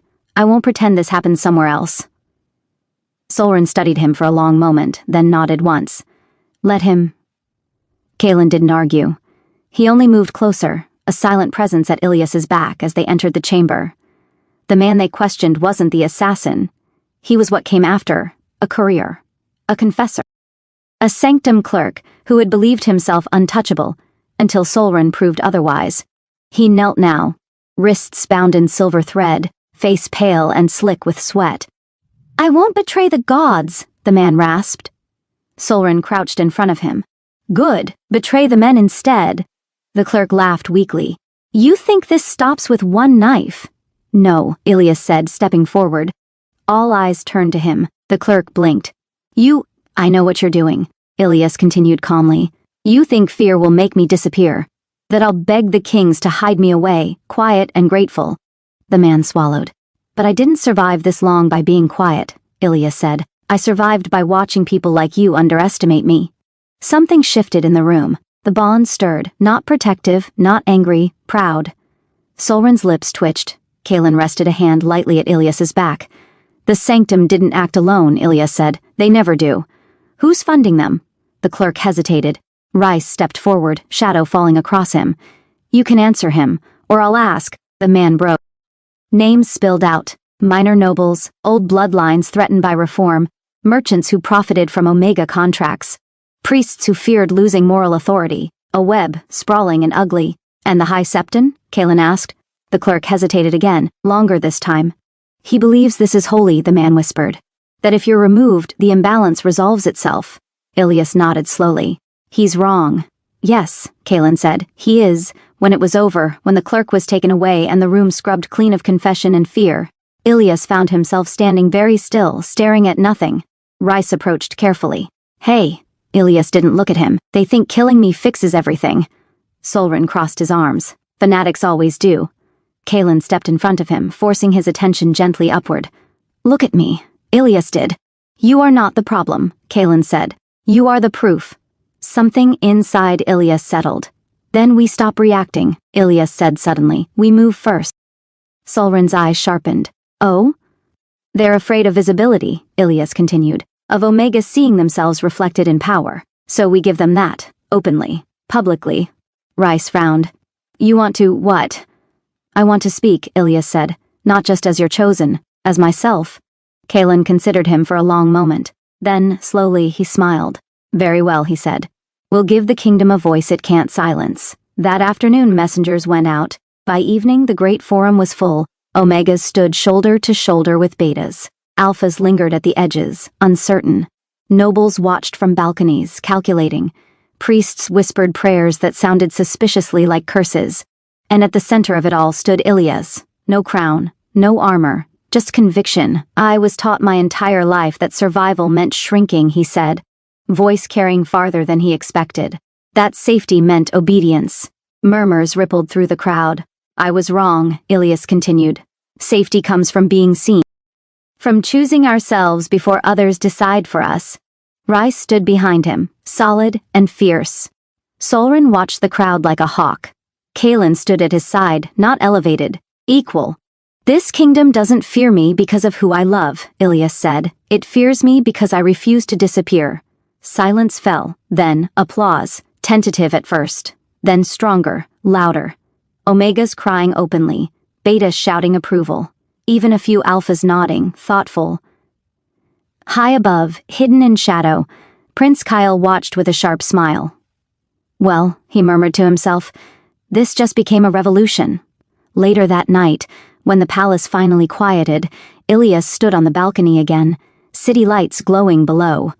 Rice wrapped an arm around his waist. You scared them. Solrin leaned against the railing. You inspired them. Kaelin brushed his thumb along Ilias's spine, grounding him. You changed the game. Ilias breathed out slowly. They're going to come harder now, he said. Yes, Kaelin agreed. Ilias turned to face them, eyes bright, unafraid. Good. Because he wasn't running. And this time, the kingdom would have to keep up. The doors closed, not slammed, not locked, just closed. For the first time since the forum, since the speeches and knives and watching eyes, there was no audience, no council, no kingdom pressing in, just them. Ilias leaned back against the door, breath still uneven from everything that had come before, fear, triumph, adrenaline. The way the crowd's reaction had left him buzzing and hollow all at once. Rice crossed the room without a word and pulled him into an embrace so fierce it stole the air from his lungs. Hey! Ilias laughed, startled, arms wrapping around Rice by instinct. Rice buried his face in Ilias's neck, breathing him in like he needed proof he was real. You scared me, he murmured, voice rough and unguarded. Ilias's fingers slid into his hair. I'm still here. Solrin joined them next, pressing close, one hand settling at Ilias's lower back, anchoring him. You were magnificent, he said quietly, terrifying. I'm very proud. Kaelin came last, not because he hesitated, but because he watched first. When he finally reached them, he cupped Ilias's face in both hands, thumbs brushing gently under his eyes. Do you need rest? Kaelin asked softly, or do you need us? Ilias didn't answer with words. He leaned up and kissed him. The kiss was slow, lingering, full of everything they hadn't had time for. Relief, affection, heat curling low in his belly. Kaelin responded instantly, deepening it just enough to make Ilias sigh. Rice made a sound that was half laugh, half growl. Oh, that's what we're doing. Solrin smiled and tilted Ilias's chin back just enough to steal a kiss of his own, teasing clever, making Ilias gasp. Greedy, Ilias accused softly. Solrin shrugged. You started it. Hands were everywhere then. Not rushing, not desperate, but indulgent. Rice's arms wrapped around Ilias from behind, solid and warm. Kaelin's hands slid from Ilias's face to his waist. Solrin's fingers traced slow patterns along his spine, sending shivers everywhere they touched. They guided him, not pushed, toward the bed. The moment his knees touched the mattress, the tension finally broke. Ilias laughed, breathless, as Rice followed him down, careful even in desire. Solren shed his coat with elegant impatience. Kaelin remained close, eyes dark, steady, never leaving Ilias's face. "You don't have to be strong here," Kaelin said quietly. Ilias swallowed. "I don't want to be—" That was all it took. They kissed him like they meant it. Soft at first, too soft for men who could command armies. Kaelin's mouth was reverent, lingering like he was memorizing. Solren's was clever and precise, coaxing smiles and sighs alike. Rise's was hungry but grounding, every touch saying, "I've got you." Clothes became negotiable, not torn away, removed. Fingers brushing skin, mouths following, warmth building slow and sure. Ilias's senses blurred into scent and heat, and the steady hum of the bond wrapping around him like silk. When they finally settled together, bodies pressed close, Ilias found himself tucked between them, supported on all sides, held. The intimacy deepened, not frantic, not consuming, but unavoidably physical. Hands learned the language of his body. Kisses turned heavier, breath shorter. Ilias gave himself over willingly, arching into touches that made his thoughts scatter. He felt chosen, not claimed, not cornered, chosen. Time lost meaning. The bed creaked softly beneath the weight of shared warmth. The world outside might have been burning for all Ilias cared. Inside this room, everything slowed to the rhythm of breath and heartbeat and touch. When it finally crested, when sensation overwhelmed thought and left him shaking and boneless, it wasn't overwhelming. It was right. Later, much later, he lay sprawled across Kaelin's chest, cheek pressed against steady warmth. Rice lay curled at his side, arm draped over both of them, thumb tracing lazy circles on Ilias's hip. Solren lounged nearby, one leg tangled with theirs, watching them all with quiet satisfaction. Ilias let himself be still. "I could get used to this," he murmured. Rice chuckled sleepily. "Careful. We'll hold you to that." Solren smirked. "You already started a revolution. Might as well enjoy the perks." Kaelin kissed the crown of Ilias's head, voice low and certain. "Whatever comes next, we face it together." Ilias smiled, eyes drifting closed. For once, intimacy didn't feel like vulnerability. It felt like armor. The candles had burned low, casting golden flickers across the silk sheets and their entwined bodies. Ilias lay cradled in the very center of the vast bed, exactly where he belonged. Surrounded, cherished, held, Solren, ever the quiet protector, had pulled Ilias fully into his lap, back to chest. Strong arms wrapped around the Omega like living armor. His broad hands rested gently over Ilias's lower belly, where the lingering fullness still warmed him from within. Solren's nose traced slow, reverent paths along the side of Ilias's neck, breathing in deep pulls of his softened scent, honeyed rain and blooming jasmine now laced with their combined essence. Every exhale was a quiet rumble of contentment. "You're safe," Solren murmured, the words so soft they barely stirred the air. He pressed a lingering kiss behind Ilias's ear, then another to the fresh mark at his shoulder. "Always safe with us." Rice stretched out along Ilias's side, propped on one elbow so he could gaze down at their Omega with that playful yet tender smile that always made Ilias's heart flutter. He lifted Ilias's hand to his lips, kissing each fingertip slowly, then turned it over to nuzzle the sensitive inner wrist. "My sweetest star," Rice whispered, voice velvet. "Do you feel how much we adore you? Every beat of our hearts is tuned to yours tonight." He leaned in to brush feather-like kisses along Ilias's jaw, then captured his lips in a slow, swaying dance. No rush, just endless affection. Kaelin knelt at Ilias's other side, close enough that their thighs pressed together. He gathered Ilias's damp hair away from his face with careful fingers, tucking stray strands behind his ear, before cradling the Omega's cheek in his palm. His thumb stroked gently over the apple of Ilias's cheek, wiping away the last traces of overwhelmed tears, tears of joy, not pain. "Look at me, love," Kaelin said quietly, voice steady and warm like hearth fire. When Ilias's lashes fluttered open, Kaelin's gaze softened further. "You gave us everything tonight, and we will spend every tomorrow giving it back to you 1,000 times over." He bent to kiss Ilias's forehead, then his closed eyelids, then the tip of his nose, each touch deliberate, worshipful. Finally, he settled lower, curling around Ilias's front so the Omega was pillowed between Kaelin's chest and Solren's. Rice shifted closer too, draping one leg over both of theirs, creating a living cocoon of warmth and safety. Ilias sighed, a long, blissful sound, and melted completely.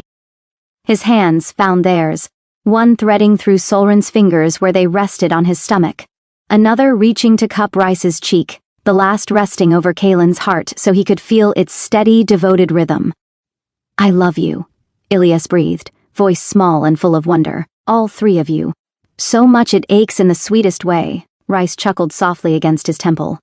"We know, little moon, we feel it too, right here." He guided Ilias's hand to rest over his own heart. Solren tightened his embrace just a fraction, enough to make Ilias feel utterly enveloped. "You are our home," he said simply, the highest vow he ever gave. Kaelin pressed one final kiss to Ilias's claiming mark, the one they had all renewed tonight in their own gentle ways. "Sleep now, our heart. We'll hold you through every dream."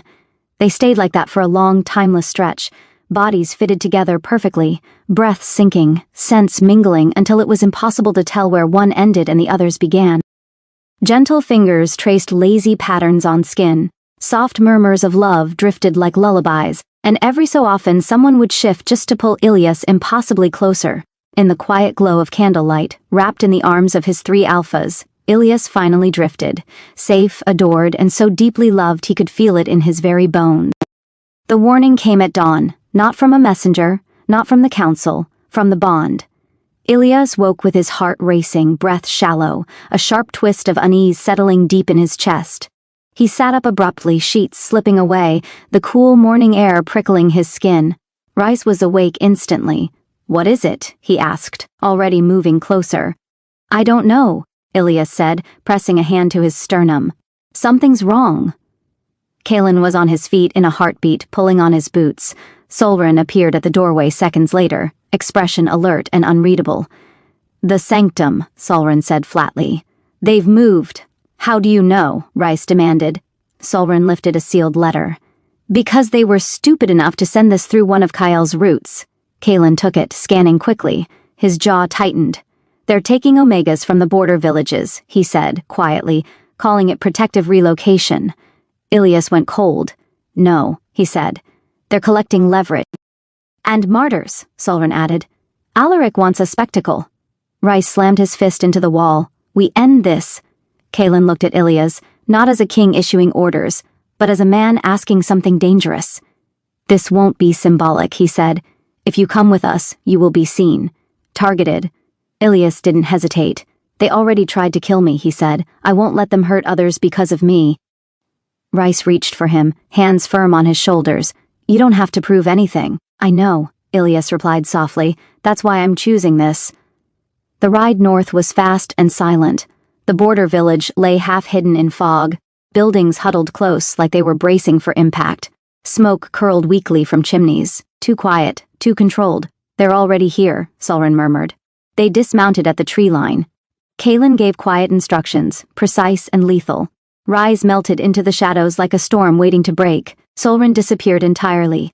Ilias stayed with Kaelin, not behind him. Beside him, they reached the square just as a sanctum priest raised his voice, white robes stark against the gray morning. "These Omegas are being taken for their own good." The priest stopped mid-sentence, because Ilias stepped forward. "No," he said clearly. "They aren't." The priest stared. "You." "I know who you are," Ilias continued, "and I know what you tell yourselves to sleep at night." The villagers froze, eyes darting between the armed sanctum guards and the four figures now standing openly in the square. "You don't speak for the gods," Ilias said. "You speak for fear," the priest sneered. "You think your indulgences make you authority?" Rice appeared behind the guards like death given shape.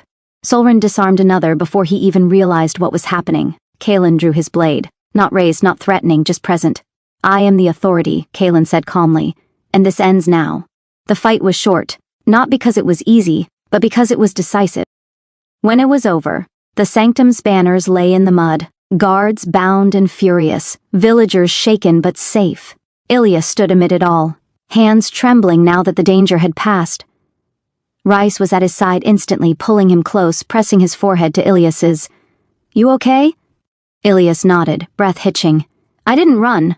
Solren smirked faintly. "You scared a priest into silence. That's impressive."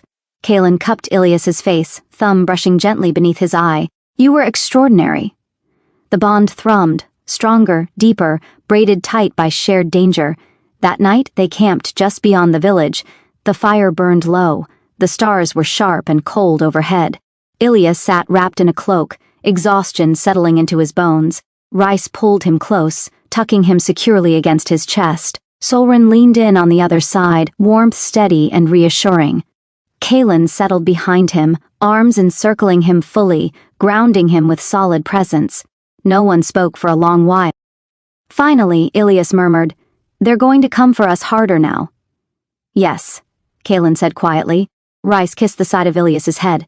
"Let them—" Solren's voice was low, intent. "They've underestimated you from the beginning." Ilias smiled faintly, eyes drifting closed, cocooned in warmth and certainty. "I'm not afraid," he said, and for the first time since the chase began, it was true. Not because the world had grown safer, but because he no longer faced it alone. Hatred, Ilias learned, did not always shout. Sometimes it smiled. The days following the border incident were worse than the attack itself. Rumors moved faster than messengers now, twisting truth into something poisonous. In taverns and temples, whispers grew teeth. The Omega has bewitched them. The kings have been unbalanced. This is not love, it is corruption. Ilias felt it in the way eyes lingered too long, not fear, covetousness. They were in the capital again, walking through the lower terraces where nobles paraded influence like perfume. Kaelin's hand rested lightly at Ilias's back, steady and protective without being possessive. Rice flanked them like a storm barely leashed. Solren watched everything and missed nothing. That was when Lord Avenir stepped into their path, young, handsome, alpha, draped in blue and silver with the confidence of someone who had never been told no. "My kings," Avenir said smoothly, bowing just deep enough to be polite. His gaze slid immediately to Ilias. "And, my lord." Rice bristled. Solren's eyes narrowed. Kaelin's expression didn't change, but the air shifted. "I don't recall granting you that familiarity," Ilias said calmly. Avenir smiled wider. "Forgive me. I only meant respect." His scent flared, intentional, invasive. Ilias stiffened. Rice stepped forward instantly, placing himself between them, growl low and unmistakable. "Watch yourself." Avenir raised his hands innocently. "I meant no offense. I was merely curious." Solren laughed softly, humorless. "Curiosity gets men killed." Avenir's gaze flicked between the kings, then returned to Ilias, assessing, appraising. That was when Kaelin spoke. "You will address him by name," Kaelin said. "Or not at all." The warning was quiet, deadly. Avenir flushed, bowing again, this time deeper. "Of course. My apologies, Ilias. The damage was already done." They walked on, but the tension followed. When they reached the privacy of Kaelin's study, Rice slammed the door shut, fury radiating off him. "I should have broken his jaw." "He wanted that," Solren said coolly. "Martyrdom by insult." Ilias leaned against the table, arms crossed. "This is going to keep happening." "Yes," Kaelin said, "because you are visible." "And desired," Rice added darkly. The word landed heavy. Ilias looked at him. "That's not my fault." "I know," Rice said immediately, voice softening. "I know, I just—" He ran a hand through his hair. "I don't like the way they look at you. Like you're something they can take." Solren tilted his head. "You're not jealous of him." Rice hesitated. "I'm afraid," he admitted. The honesty cracked something open. Ilias crossed the room and took Rice's hands, grounding him. "You don't own me." "I don't want to," Rice said fiercely. "I just want to keep you safe." Kaelin joined them, resting his hand over theirs. "Fear doesn't make you weak. Acting on it blindly does." Solren sighed.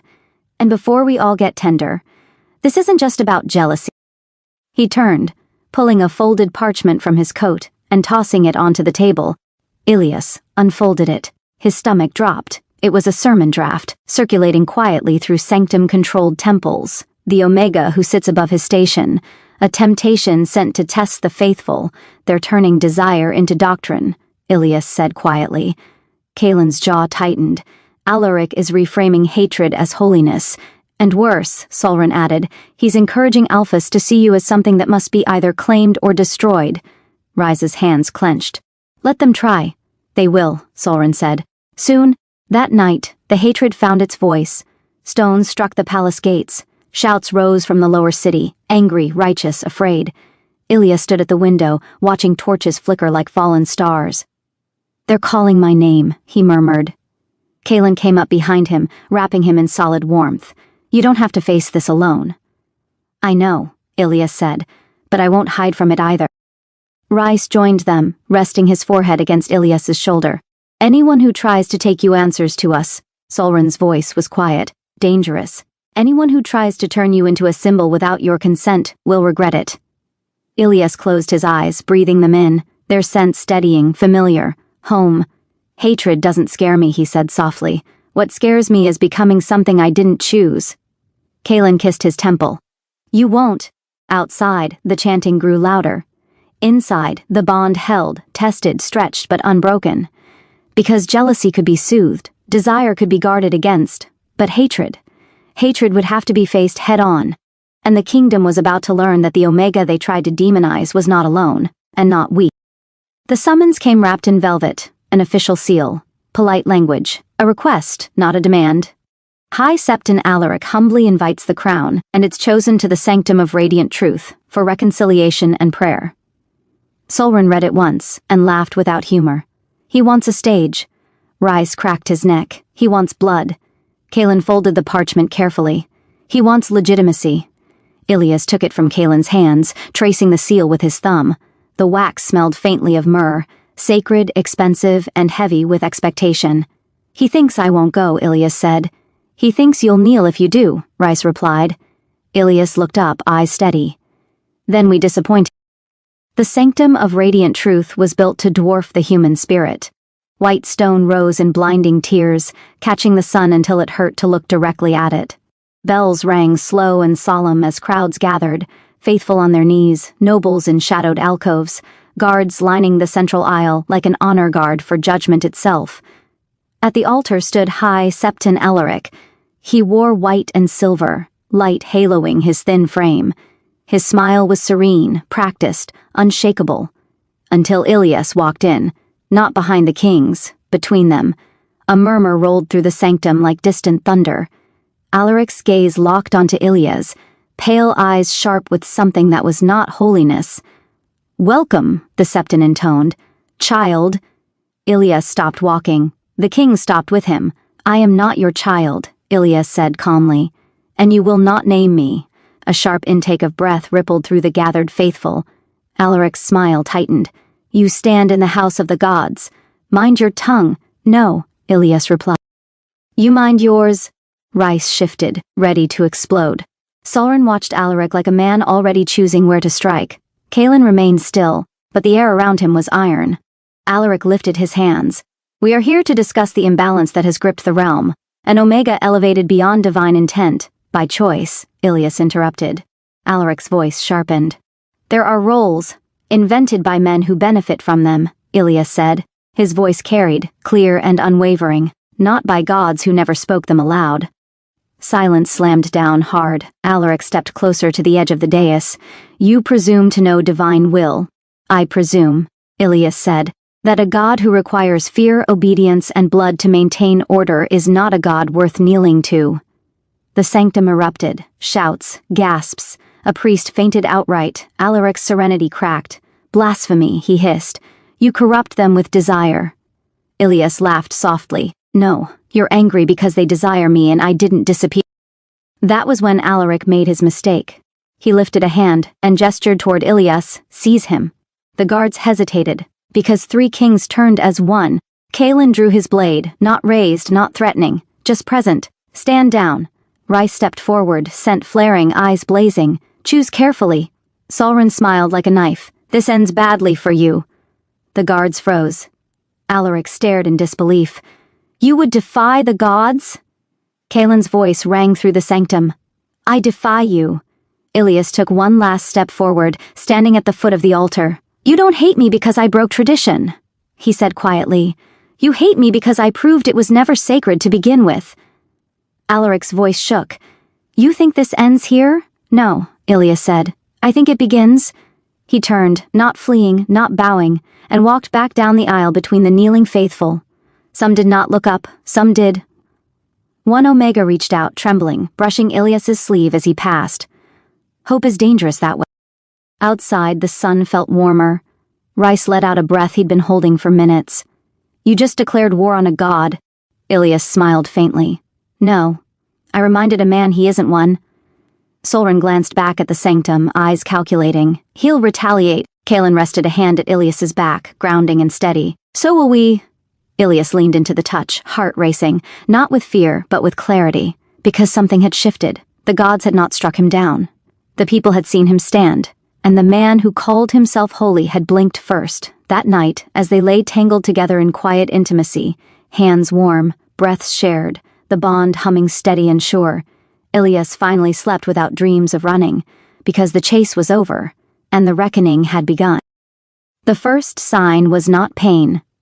It was stillness. Ilias woke one morning before dawn, the world hushed in a way that felt deliberate. His body felt different, warmer, heavier in a way that was not unpleasant but unmistakably new. The bond hummed softly, not urgent, not alarmed, just aware. He lay there, staring at the dark canopy overhead, one hand drifting unconsciously to his lower abdomen. Something answered.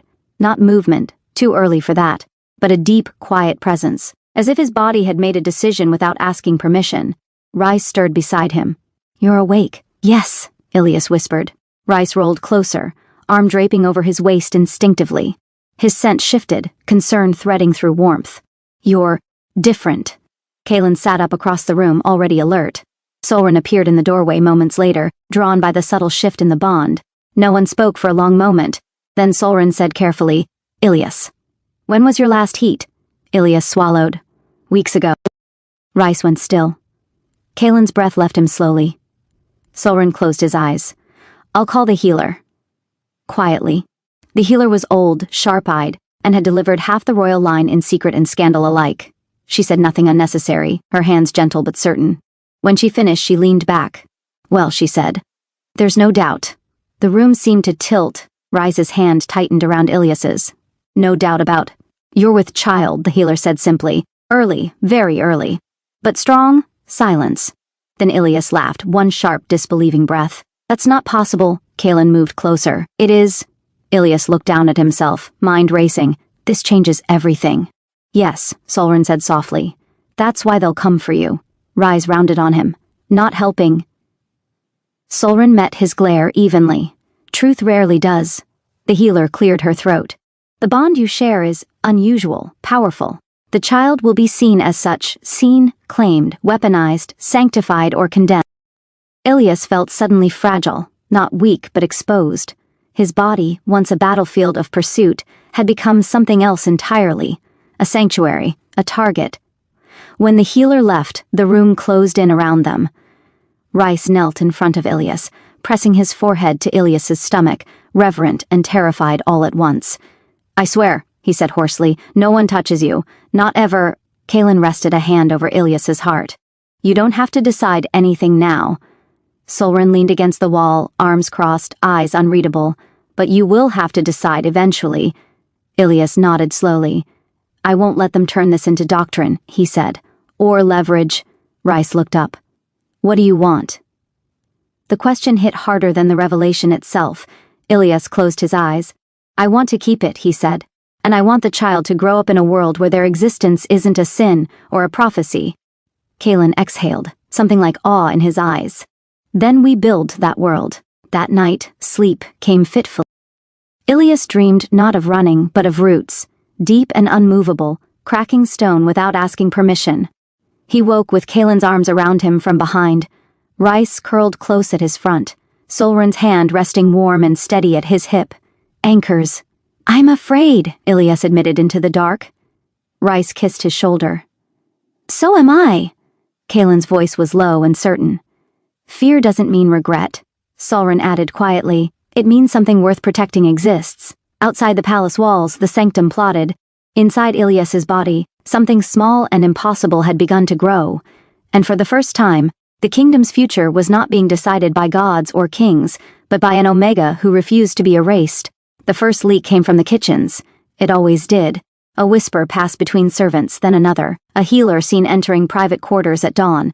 A tray returned untouched. An Omega king consort refusing wine. By the third day, Solren stopped pretending it was coincidence. "They know," he said, setting a coded missive onto the table. "Not all of it, but enough," Rice snarled. "Who? Pick a poison," Solren replied. "The Sanctum, the Western Lords, the Alphas who already resent an Omega standing where they never will." Kalen turned to Ilias. "We can move you to the High Keep. Fewer eyes." Ilias shook his head immediately. "No." Rice stared at him. "This isn't about pride." "No," Ilias agreed. "It's about precedent." He stood slowly, one hand braced against the table. Not weak, just careful. Every movement now felt deliberate, watched even when alone. "If I disappear," Ilias continued, "they'll decide it's because I'm fragile. Or ashamed. Or being hidden for their comfort." Solren studied him. "You're already being turned into a symbol." "Yes," Ilias said, "so I choose which one." That night, the dreams changed again. Not roots this time, but hands. Reaching. Blessing. Claiming. Ilias woke with a sharp breath, heart racing. Rise was instantly awake. "What is it?" "They want my body," Ilias said hoarsely. "Not me. Never me." Rice pulled him close, scent flaring in a way that made the walls feel too small. "They don't get it." But the next morning proved how wrong that was. A formal delegation arrived from the Sanctum. White robes, soft voices, smiles polished smooth. High Septon Alaric did not come himself. He sent midwives. "We come in service," the lead woman said gently, bowing, "to ensure the blessing proceeds safely." Ilias felt the room tilt. Kalen's voice was iron. "There will be no examination." The woman's smile never faltered. "The child belongs to the realm." That was when Rice lost control. He moved so fast the guards barely reacted, blade at the woman's throat, not cutting, but close enough that her pulse fluttered visibly. "Say that again," he growled, "and see how far your god's protection stretches." Solren stepped in before blood could be spilled. "Leave, now, before this becomes an incident." They left, but the message stayed.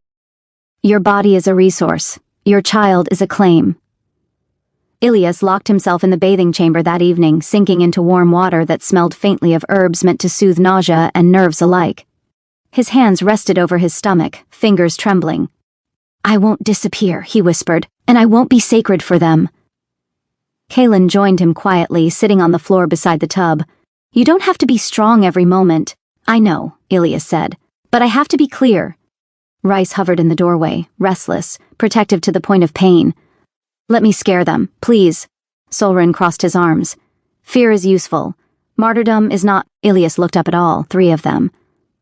"This child doesn't make me public property," he said, "and I won't let anyone, God or king, decide what this pregnancy means." Salen nodded slowly. "Then we announce it. On our terms." Rice blinked. "You want to tell them?" "I want to own it," Ilias replied. Before they rewrite it, silence followed. Then Solren smiled. "Sharp, proud, dangerous. Very well. If they want a symbol, let it be one they can't control." Later that night, curled between them, Ilias finally let the fear surface.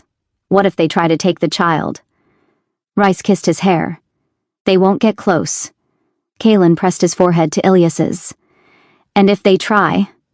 Solren's voice came low and absolute from the shadows. "Then the kingdom will learn what it costs to forget that an Omega's body is not a throne to be seized." Ilias closed his eyes, breathing them in. For the first time since the news, the presence inside him felt warm instead of frightening. Not a prophecy, not a weapon, just something alive and worth fighting for. Not in the sanctum, not from a pulpit, from the palace balcony that overlooked the river market, where traders, fishmongers, apprentices, and traveling Omegas gathered before the city truly woke. Ilias stood between the three kings, not behind them, not shielded, visible. Kalen spoke first, voice carrying clean and clear. "There has been much speculation. We will end it." Rice's hand rested lightly at Ilias's back, grounding but not claiming. Solren watched the crowd like a man counting exits. Ilias stepped forward. A murmur rippled outward like a living thing. "I am with child," he said. No embellishment, no apology. Gasps, shock, awe, outrage, hope, all of it is true, Ilias continued. And none of it belongs to you. The words cut sharper than any blade. This pregnancy is not a prophecy. It is not divine punishment or blessing. It is not proof of corruption or purity. He rested a hand over his abdomen, steady now, deliberate. It is simply life. Someone shouted from the crowd, "Who is the father?" Ilias smiled faintly. That question assumes ownership. The crowd stilled. The child will be loved, Ilias said, protected, and raised in a kingdom where no one's body is treated as a battleground for belief. Silence followed. Then, unexpectedly, a woman bowed, an Omega, gray-haired, market-worn. She pressed her fist to her heart. Others followed. Not all, never all, but enough. The retaliation came 3 days later. Not open war, not sermons, poison. A goblet meant for Ilias at a council dinner, intercepted by Solrin before it reached the table. The toxin was slow, subtle, designed to steal breath, not spill blood, sanctum made. That night the decision was no longer theoretical. Kalen signed the decree himself. The sanctum's authority over law was dissolved, its lands reclaimed by the crown. Alaric was not executed, no martyrdom allowed, but stripped, exiled, and forbidden to preach. When the sentence was read, Alaric finally looked afraid. "You think this ends belief?" He spat. "No," Ilias said quietly, stepping forward. "I think it ends your control over it." Alaric was led away, smaller than he'd ever been, a god reduced to a man. The kingdom did not heal overnight. There were protests, lords who withdrew support, alphas who raged at the loss of old certainty, but there were also letters, omegas writing from villages and keeps, saying, "I saw you stand," betas thanking the crown for choosing stability over spectacle, even a few alphas admitting, quietly, that the world felt wider now. In the evenings, Ilias rested more. His body demanded it. Some nights he sat by the window, watching the river glow gold in sunset light. Other nights he lay between, the kings, listening to their heartbeats overlap. "This is the part they never write about," he murmured once. "After," Rice kissed his knuckles. "After is the hardest," Solrin smirked. "After is where you live long enough to be misunderstood." Kalen pressed a kiss to Ilias's temple. "After is where history becomes choice." The final threat never came. Perhaps because the cost had become too high. Perhaps because the story had changed. Ilias felt the child move for the first time on a quiet morning, barely more than a flutter, like a question being asked. He laughed softly, tears blurring his vision. Kalen froze. "What is it?" Ilias took his hand and pressed it gently to his stomach. "Say hello." Rice leaned in, breath caught. Solrin went very still. For once, no one spoke. The future moved, not loudly, not violently, but undeniably. The kingdom would remember many things. The scandal, the defiance, the fall of a false god. But what mattered most was simpler. An Omega stopped running. 3 kings learned to follow without owning, and a child was born into a world that had finally made room. Epilogue. Years later, the kingdom no longer whispered his name like a warning. They spoke it like a fact. Ilias stood beneath the old ash tree in the lower gardens, sunlight filtering through leaves just beginning to turn gold. The palace had been rebuilt twice since the sanctum fell, not in stone, but in custom, law, and memory. Some scars remained. That was honesty. A small weight collided gently with his legs. "Papa." Ilias laughed, bending automatically as small arms wrapped around him with fierce devotion. "Careful," he said. "You're going to knock me over one day." The child, dark-haired, sharp-eyed, scent impossibly familiar, grinned up at him. "Rice says that means I'm strong." "Rice says many things," Ilias replied dryly. From the terrace above, Rice snorted. "I'm right." Kalen descended the steps more slowly, carrying a stack of correspondence he had no intention of reading today. Solrin followed, hands tucked into his sleeves, eyes already calculating which noble would try to cause trouble at dinner. Some things never changed. "Did you feel it today?" Kalen asked gently. Ilias nodded. "Yes." The bond, older now, deeper, hummed steady and sure. Not urgent, not consuming. Chosen. The child tugged on Ilias's sleeve. "Tell the story again." Solrin arched a brow. "Which version?" "The true one," the child insisted. "The one where Papa stops running." Ilias crouched, brushing hair back from a familiar forehead. "All right." He didn't speak of gods. He didn't speak of kings. He spoke of choice, of a night when fear was louder than hope, and hope stayed anyway. Of 3 alphas who learned that love wasn't possession, of a body that refused to be sacred or sinful for anyone else's comfort. And then? The child asked. And then, Ilya said softly, the kingdom learned to breathe differently. The bells rang in the distance, not for prayer, not for warning, for evening. As they walked back toward the palace, Ilyas caught his reflection in a window. Older, softer, steadier. The scent that once betrayed him now marked him unmistakably as home. No one hunted it anymore, because it no longer meant flight, it meant belonging. And somewhere in the city below, an Omega stood taller, an Alpha listened instead of claimed, a child laughed without prophecy on their shoulders. That was the ending Ilyas chose, and the one the kingdom kept, the end. Hey everyone, thanks for watching. If you loved it, don't forget to like, subscribe, and hit that bell icon for more amazing content. Drop a comment with your favorite moment, and I'll see you in the next one.